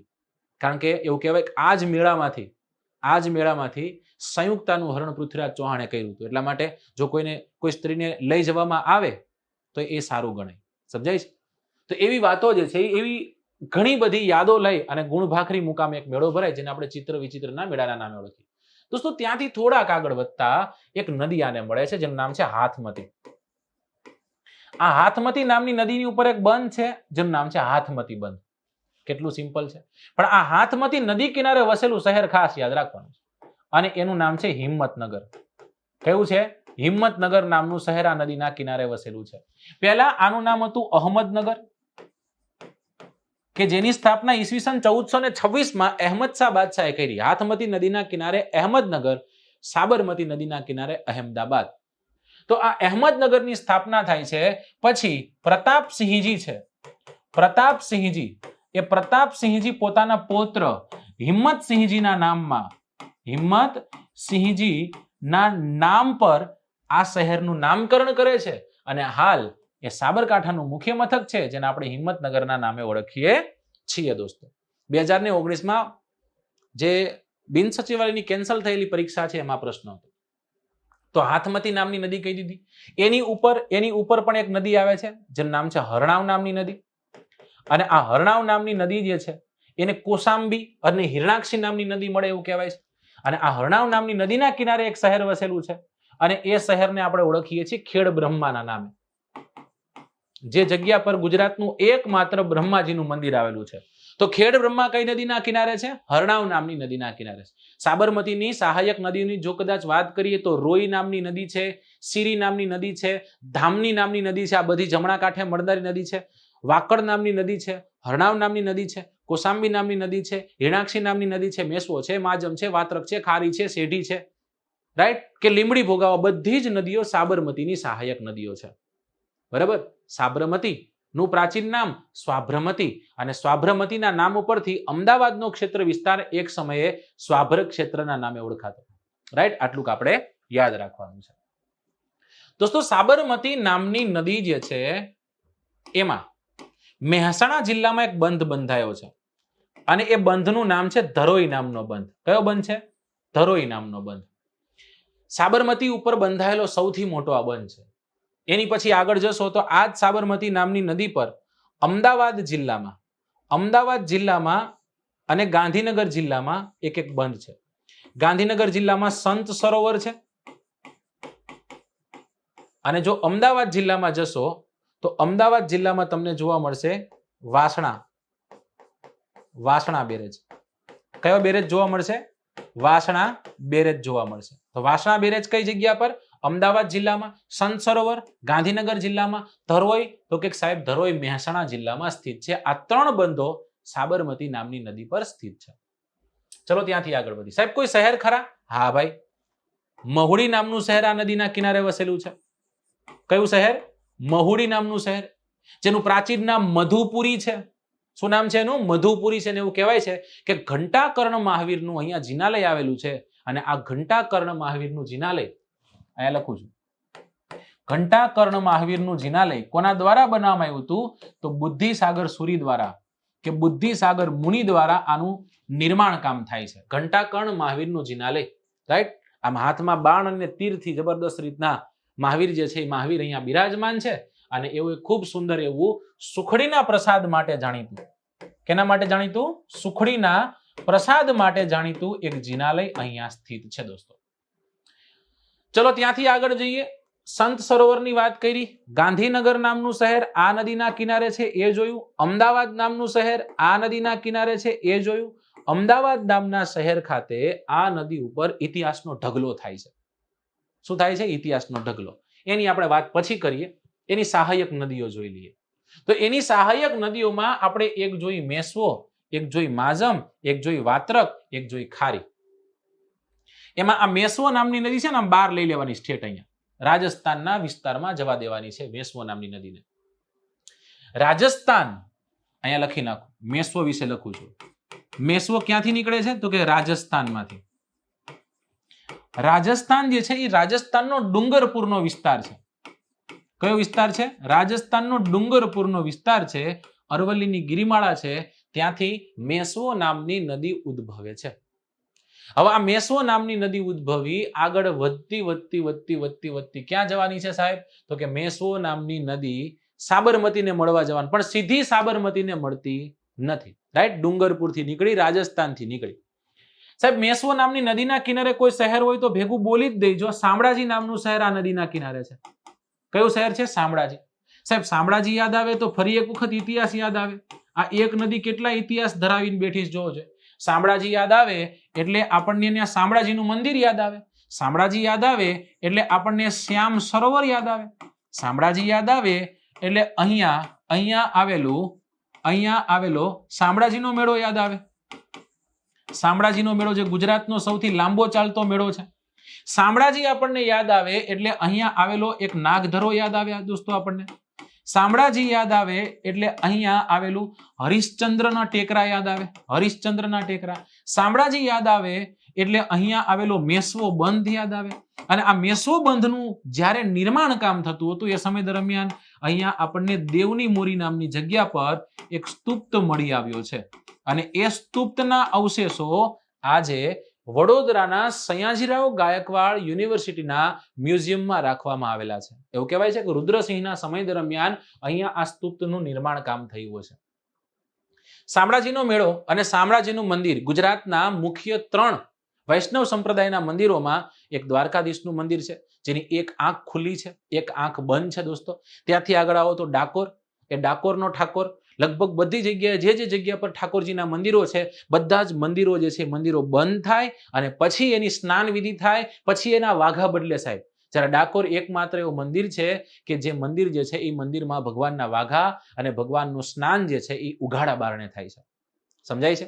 ઓકે, ખુલ્લી આંખે આપણને જોવા મળે છે. ઓકે, ત્યાંથી આગળ જઈએ ડંકપુર ડાકોરથી કદાચ આગળ જઈએ તો શામળાજી ખાતે ફરી એક વખત એક વિષ્ણુ મંદિર આવેલું છે સાહેબ. શ્યામ વર્ણના વિષ્ણુ ગદાધારી વિષ્ણુનું મંદિર છે. ત્યાંના સ્થાનિક લોકો, ત્યાંના આદિવાસીઓ છે એને કયા નામે ઓળખે છે? કાળિયા બાપજીના નામે ઓળખે છે. અને આ જ કાળિયા બાપજીના સાનિધ્યમાં ગુજરાતનો સૌથી લાંબો ચાલતો મેળો ભરાય અને એને આપણે શામળાજીનો મેળો કહીએ. સાહેબ શામળાજીનો મેળો 1, 2, 3, 4 નહીં, ટોટલ 21 દિવસ સુધી લંબાય છે. કેટલા દિવસ સુધી લંબાય છે? 21 દિવસ સુધી લંબાય. રણજણીઓ ને પેજણીઓ જેવા વાજિંત્રો જેના માટે જાણીતા છે, જે મેળા સાથે જોડાયેલા છે, એવો શામળાજીનો મેળો અહીંયા ભરાય છે. હાલનું મંદિર એવું કહેવાય છે કે લાસ્ટ 11મી સદીમાં નિર્માણ થયેલું એક મંદિર છે સાહેબ, અને ખૂબ સુંદર એવું એક અહીંયા મંદિર બંધાયું છે. બહુ મોટી એવી લોકવાયકા પણ અહીંયા આ શામળાજીના મેળા સાથે જોડાયેલી છે. જ્યારે આપણે મેળા ભણીશું ત્યારે વિશેષ એના પર ભાર દઈ આપણે ભણીશું સાહેબ. તો મેસવોની વાત કરી નાખીએ આપણે. મેસવો પછી એવી માઝમ. તો માઝમ નામની નદી છે. એ માઝમ નામની નદી એ અરવલ્લીના વિસ્તારમાંથી ઉદ્ભવે છે, જેના કિનારે મોડાસા વસેલું છે, યાદ રાખજો. અને આ મોડાસા ખાતે તે એક બંધ બંધાયો છે જેનું નામ છે માઝમ બંધ. માઝમ બંધ કોના પર છે? માઝમ નદી પર. કઈ જગ્યા પર? મોડાસા ખાતે. મોડાસા કઈ નદી કિનારે? માઝમ કિનારે. સાહેબ મોડાસાનું પ્રાચીન નામ બતડુનું હે ને મહુડાસુ છે. એનું પ્રાચીન નામ મહુડાસુ છે. રાજા બતડ, ઘણી જગ્યાએ રાજા બતડું લખ્યું છે, એની જગ્યા એટલે મહુડાસુ. મોડાસા અરવલ્લી જિલ્લો જે છે એ અરવલ્લી જિલ્લાનું મુખ્ય મથક મોડાસા જે છે એ માઝમ નામની નદીના કિનારે છે. હવે મેસવો જે છે એ મેસવોને માઝમ મળી ગઈ અને બે ભેગી થઈ આગળ સમાદરા નામના ગામે જઈ અને વાત્રક નામની નદીને મળશે. અને આ વાત્રક નામની નદી ખાસ યાદ કરીશું આપણે, કારણ કે મેસવો, માઝમ અને વાત્રક આ ત્રણેયમાં મોટી નદી કઈ? વાત્રક છે. વાત્રક શું કામ યાદ કરીશું? વાત્રક અરવલ્લીની ઉપર રાજસ્થાન ડુંગરપુરનો જે વિસ્તાર છે એની જે ગિરિમાળાઓ છે એ ગિરિમાળામાં ખોખરાની ટેકરીઓ આવેલી છે. કેની ટેકરીઓ? ખોખરાની ટેકરીઓ આવેલી છે. અને આ ખોખરાની ટેકરીઓમાંથી આ નદી ઉદ્ભવે છે અને આ વાત્રક નામની નદીનો અંત વૌઠા મુકામે થાય છે અને આ વૌઠા ખાતે સાબરમતી નામની નદીને મળી જાય છે. કઈ નદીને મળી જાય? સાબરમતી નામની નદીને. દોસ્તો યાદ રાખજો, હાથમતી જ્યાં મળે છે એ હાથમતી અને સાબરમતી જ્યાં મળે એની થોડીક દક્ષિણે એક ખૂબ સુંદર એવું એક શહેર વસેલું છે જેનું નામ છે પ્રાંતિજ. અને એવું કહેવાય છે કે આ પ્રાંતિજ જે છે એની નજદીકથી કર્કરેખા પસાર થાય છે. તો વૌઠા સાબરમતી ને મળી જાય છે વૌઠા મુકામે વાત્રક નામની નદી. અને ખેડા જિલ્લામાં આ નદીના કિનારે એક શહેર વસેલું છે અને શહેરનું નામ છે મહેમદાબાદ. જેવું મહેમદાબાદ યાદ આવે એટલે તરત આપણને ચાંદા સૂરજ મહેલ યાદ આવે. ચાંદા સૂરજ મહેલ સાથે સાથે આપણને ભમરિયો કૂવો યાદ આવે. હેને? ભમરિયો કૂવો. જો કદાચ તમે પન્નાલાલ પટેલને વાંચ્યા હોય તો પન્નાલાલ પટેલે જે વાત્રક નામની નદી છે એના ઉપર એક ખૂબ સારી એવી એક રચના લખેલી છે, વાત્રકના કાંઠે. અને એની ઘણી રચનાઓમાં ભમરિયા કૂવાની વાત છે. ભમરિયા કૂવાના કાંઠે, ચાલો રે સખી ભમરિયા કૂવાના કાંઠે, મધ્ય ગુજરાતમાં ગવાતા આ ગીતો છે. તો એવી વાત્રક નામની નદી છે એ અંતે જઈ સાબરમતીને મળે છે. હવે એ જ વાત્રકની હજી એક સહાયક નદી છે જેનું નામ છે સેઢી, જેના વિશે અહીંયા લખી નાખીએ. સાહેબ સૌથી પહેલા પ્રશ્ન તો મારો એ થાય કે સેઢી નામની નદીનું ઉદ્ભવ સ્થાન ક્યાંથી છે? રાઈટ, ધામોદ છે ને, ધામોદ. આ ધામોદથી આ નદી ઉદ્ભવે છે. સાહેબ ધામોદમાં કઈ જગ્યા પર? તો કે વરઘરી નામની જગ્યા છે. કઈ જગ્યા છે દોસ્તો? વરઘરીની ટેકરીઓ છે કે વરઘરીનો ડુંગર છે. ધામોદમાં ઘણી જગ્યાએ એવું લખેલું છે ધામોદની ટેકરીઓ. રાઈટ, તો એ ધામોદની ટેકરીઓ કે મહીસાગરનું કે પછી વરઘરીની ટેકરીઓ કે ન્યાથી આ નદી ઉદ્ભવે છે. અને નદીનો અંત કેમાં થાય છે? નદીનો અંત થાય છે વાત્રક નામની નદીમાં. કઈ નદીમાં? આગળ જતા જતા જતા જતા વાત્રક નામની નદીને એ નદી જઈ અને મળી જવાની છે. કઈ નદીની વાત કરીએ છીએ આપણે? સેઢી નામની નદીની વાત કરીએ છીએ. ડન, ચલો કમ્પ્લીટ. ત્યાંથી આગળ જાય છે સેઢી નામની નદી, આગળ જાય. નડિયાદ નામનું શહેર આ નદી કિનારે વસેલું. આ એક ડેટા ખાસ યાદ રાખજો. બીજું કાંઈ ન યાદ રહે તો ચાલે. જો સાહેબ, સાબરકાંઠાનું મુખ્ય મથક કયું છે? હિંમતનગર. ભણી ગયા. બનાસકાંઠાનું મુખ્ય મથક ભણી ગયા? પાલનપુર, બનાસ નદી. હા, ભણી ગયા સાહેબ. પાટણનું પાટણ, હા સાહેબ ભણી ગયા, સરસ્વતી. રૂપેણ જે છે એના કિનારે મહેસાણા, સાહેબ મહેસાણાનું મુખ્ય મથક ભણી ગયા. અરવલ્લીનું મુખ્ય મથક ભણી ગયા, હા સાહેબ મોડાસા ભણી ગયા. હવે આપણે આવ્યા ક્યાં? ખેડા અને આણંદ જિલ્લામાં. તો નડિયાદ જે છે એ નડિયાદ આપણે જોયું તો નડિયાદ પણ મુખ્ય મથક છે. નડિયાદ યાદ આવે એટલે ત્રણ વસ્તુ યાદ આવે. નડિયાદ યાદ આવે એટલે લીલો ચેવડો યાદ આવે. શું યાદ આવે? લીલો ચેવડો. નડિયાદ અને વડોદરાનો વખણાય. નડિયાદ યાદ આવે દોસ્તો એટલે પૂજ્ય મોટાનો આશ્રમ યાદ આવે, ચુનીલાલ ભાવસાર. રાઈટ. નડિયાદ યાદ આવે એટલે સરદાર વલ્લભભાઈ પટેલ યાદ આવે છે. બરાબર ને? 31મી ઓક્ટોબર ઈસવીસન 1975ની સાલમાં ઝવેરભાઈને ત્યાં સરદાર વલ્લભભાઈ પટેલનો જન્મ થાય છે સાહેબ. Right. Unity, statue of unity વિશે જ્યારે આપણે નર્મદા ભણશું ત્યારે આપણે વાત કરશું, પણ એને ભારતના બિસ્માર્ક, એકતાના પ્રતીક માનવામાં આવે છે. બધા રજવાડાઓ સુધી જવું, રજવાડાને મનાવવા બહુ મોટી વાત છે. રાઈટ. તમારું વ્યક્તિત્વ એવું હોવું જોઈએ કે રજવાડા એમ કે કાંઈ વાંધો નહીં, તમતાર સરદાર તમે આવ્યા છો, તમને ખાલી હાથે અમે ન જવા દઈએ. ભારતને એક કરવાની વાત કરો છો તો તમારી સાથે જ. સમજાઈ ગયું? હવે તમે ગમે આવ્યા જાઓ, ભાઈ લાવો તો દે, કોઈ ન દેશે. સમજાઈ ગયું? પણ એનું વ્યક્તિત્વ એટલું જબરદસ્ત હતું, એને પોતાની જિંદગી એવી જબરદસ્ત રીતના વિતાવી હતી. રાઈટ. સરદાર વલ્લભભાઈ પટેલની એકમાત્ર પુત્રી, અને એ પુત્રી જે છે એ પુત્રીએ ચિથરે હાલ એમના જે હાડલો પહેર્યો તો એમાંય થીગડા હતા. અને જ્યારે વીપી મેનન એવું કહે છે કે તમે સરદાર વલ્લભભાઈ પટેલ એટલે કે ભારતના નાયબ પ્રધાનના પુત્રી છો, ત્યારે ખૂબ સુંદર એવો જવાબ આપે છે કે આ હાડલામાં રહેલા થીગડા છે ને એ મારા બાપની ગરીબાઈની નિશાની નથી, આ મારા બાપની પ્રમાણિકતાની નિશાની છે. એવા સરદાર વલ્લભભાઈ પટેલનો જન્મ નડિયાદ મુકામે થયો હતો દોસ્તો, યાદ રાખજો. ઓકે.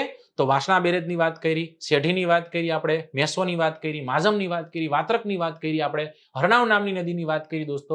સાથોસાથ આ ખારી નામની નદી છે એ પણ યાદ કરજો. ખારી નામની નદી, સાહેબ ખારી નામની નદી અમે ભણ્યા છીએ, પણ ખારી ક્યાંથી નીકળે એ અમને કદાચ ખબર છે નહીં.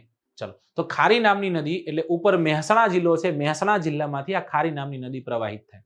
ખારી નામની નદી પ્રવાહિત થઈ અને કોને મળવાની છે? સાબરમતી નામની નદી જે છે એ સાબરમતી નામની નદીને મળવાની છે. અને હવે કેટલી નદીથી? મેસો, માજમ, વાત્રક, ખારી, શેઠી અને હાથમતી અને સાબરમતી સાથે સાત નદી ભેગી થઈ ગઈ. ક્યાં ભેગી થઈ ગઈ? તો કે વૌઠા મુકામે ભેગી થઈ ગઈ. અમદાવાદ આનીકોરની બોર્ડરે છે. આનીકોર ખેડા છે.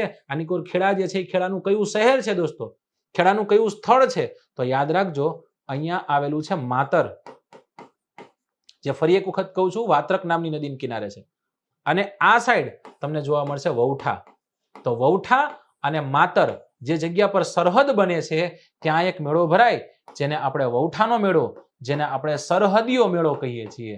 અને આ સરહદીયો મેળો એટલે ગુજરાતનો સૌથી મોટો મેળો, ગધેડાની લેવેચ માટે જાણીતો એક મેળો છે. એવો એક મેળો જે છે એને આપણે ભણી ગયા. માઝમ નામની નદીના કિનારે ઊંટાળિયા મહાદેવનું મંદિર આવ્યું છે, એ પણ તમે યાદ રાખજો. આશા રાખું છું કે જેટલી પણ ડિટેલ સમજ્યા છે એ બધું કમ્પ્લીટ તમારા મગજમાં ચડ્યું હશે. દોસ્તો, સાબરમતી નામની નદી જ્યારે પણ યાદ આવે ત્યારે એક ડેટા આપણને 100% યાદ આવે. અને એ ડેટા કયો છે? એ ડેટા છે સાબરમતી નામની નદી પર બંધાયેલો રિવરફ્રન્ટ. અને આપણે પ્રશ્ન થાય કે સાહેબ સાબરમતી નદી ઉપર જે રિવરફ્રન્ટ બંધાયો છે કઈ રીતના બંધાણો છે? ઈસવીસન 1964ની સાલમાં, in the year of 1964, Bernard Folk નામનો એક વ્યક્તિ છે જે ફ્રેન્ચનો છે, બરાબર ને? અને આ ફ્રેન્ચના બર્નાર્ડ ફોલ્ક નામના વ્યક્તિ આ ડિઝાઇન જે છે અને આ વાત જે છે એ વાતને નક્કી કરી અને ગુજરાત સરકાર સુધી પહોંચાડે છે. સમજાય?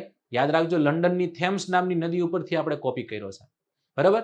એ રિવરફ્રન્ટ જે છે એ રિવરફ્રન્ટ 2005 થી એની શરૂઆત થાય. નરેન્દ્ર દામોદર મોદીના સમય દરમિયાન એ રિવરફ્રન્ટની શરૂઆત થાય. 12.5 કિલોમીટર લાંબો આ રિવરફ્રન્ટ છે.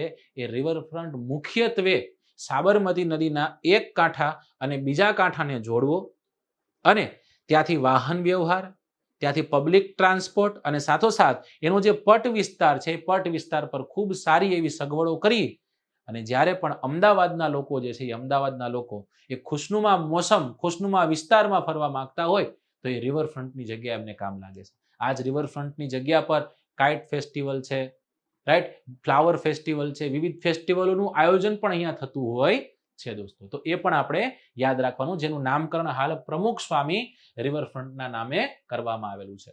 તો આટલું આપણે યાદ રાખ્યું હશે. ત્યાંથી આપણે આગળ જઈએ અને આ જ સાબરમતીના તથ્યોને તમારી સામે મૂકું. જોશે સાબરમતીની સહાયક નદીઓમાં હાથમતી, વાત્રક, માઝમ, મેસવો, શેઢી, ખારી, હજી એક નદી ભૂલી ગયો, ચંદ્રભાગા, લીંબડી ભોગાવો, આકુળ વ્યાકુળ.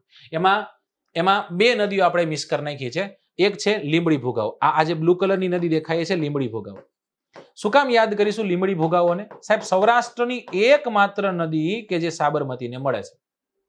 સૌરાષ્ટ્રમાં આપણે ભણી ગયા છીએ. સૌરાષ્ટ્રની એકમાત્ર નદી જે સાબરમતીને મળે એનું નામ છે લીંબડી ભોગાવો, જેના કિનારે ધંધુકા વસેલું છે. રાઈટ, આવું કહેતા નહીં કોઈને. રાઈટ, આ નદીના તટ વિસ્તારમાં તમારે લોથલ એક યાદ રાખવાનું છે ખાલી. ધંધુકા છે ને એ ધંધુકા સુખભાદર નામની નદીના કિનારે વસેલું છે. બરાબર. બીજી એક છે ચંદ્રભાગા નામની નદી. આ ચંદ્રભાગા નામની નદી ઉપર દાંડી પુલ આવેલો છે દોસ્તો. અને અહીંયાથી એવું કહેવાય છે કે ગાંધી બાપુએ દાંડી યાત્રાની શરૂઆત કરી હતી. સાબરમતી નદીના કિનારે ગાંધી બાપુએ એક ખૂબ સુંદર એવો આશ્રમ સ્થાપ્યો હતો જેનું નામ છે સાબરમતી આશ્રમ. અને તમને બધાને ખ્યાલ છે કે સાબરમતી આશ્રમ શું કામ સ્થપાયો હતો? તો કે મરકીનો રોગ, પ્લેગનો રોગ ફાટી નીકળે છે અમદાવાદમાં, એટલા માટે ગાંધી બાપુ જે છે એ ગાંધી બાપુ સાબરમતી આશ્રમમાં શિફ્ટ થાય છે. અને ગાંધી બાપુ કઈ તારીખે ત્યાંથી નીકળે છે? તો કે 12મી માર્ચ ઈસવીસન 1930 ના દિવસે સાબરમતી આશ્રમને વેલી પરોઢે મૂકે છે. રાઈટ, સુર સંગ્રામનું ગામ જે છે એ ખરે સાહેબ દ્વારા ગાવામાં આવે. બરાબર. અને ત્યાંથી દાંડી યાત્રાની શરૂઆત થાય ને ગાંધી બાપુ કઈ નીકળાતા કે કાગડા કૂતરાને મોતે મરીશ, કાગડા કૂતરાને મોતે મરીશ, પરંતુ સ્વરાજ લીધા વગર આશ્રમમાં પાછો નહીં ફરું. ગાંધી બાપુએ આવું કીધું. ગાંધી સાહેબ ગયા. એ પછી કોઈ દિવસ સાબરમતીના સંત જે છે એ સાબરમતીની મુલાકાત પછી લઈ શક્યા નથી સાહેબ. ઓકે, ચલો તો 12મી માર્ચ 1930 પણ આપણે સાથોસાથ યાદ કરીશું. ચંદ્રભાગા પણ યાદ કરીશું દોસ્તો.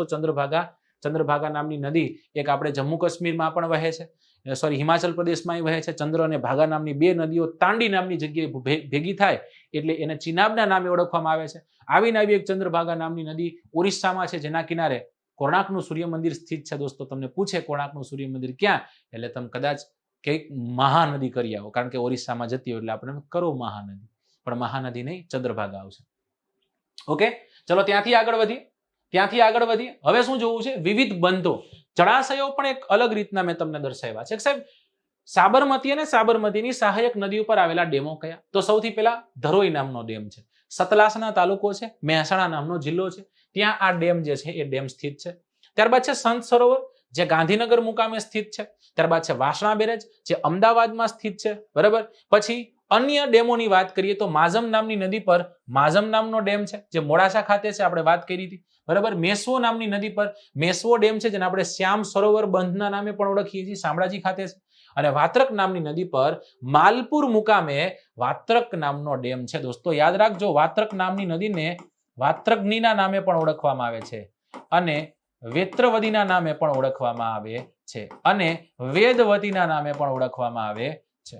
માઝમ નામની નદીના કિનારે માઝમ જે કયો એના કિનારે મોડાસા, જેને આપણે મહુડા શું કીધું.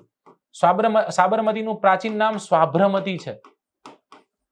ઓકે, આગળ આપણે જોયું પરણાસા જે છે એ પરણાસા કેનું પ્રાચીન નામ છે? બનાસ નામની નદીનું પ્રાચીન નામ પરણાસા છે. ચલો ત્યાંથી આગળ જઈએ.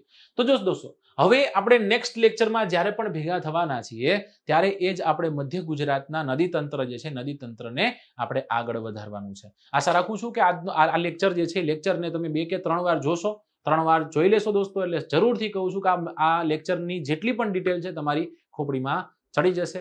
જય હિન્દ, જય ભારત.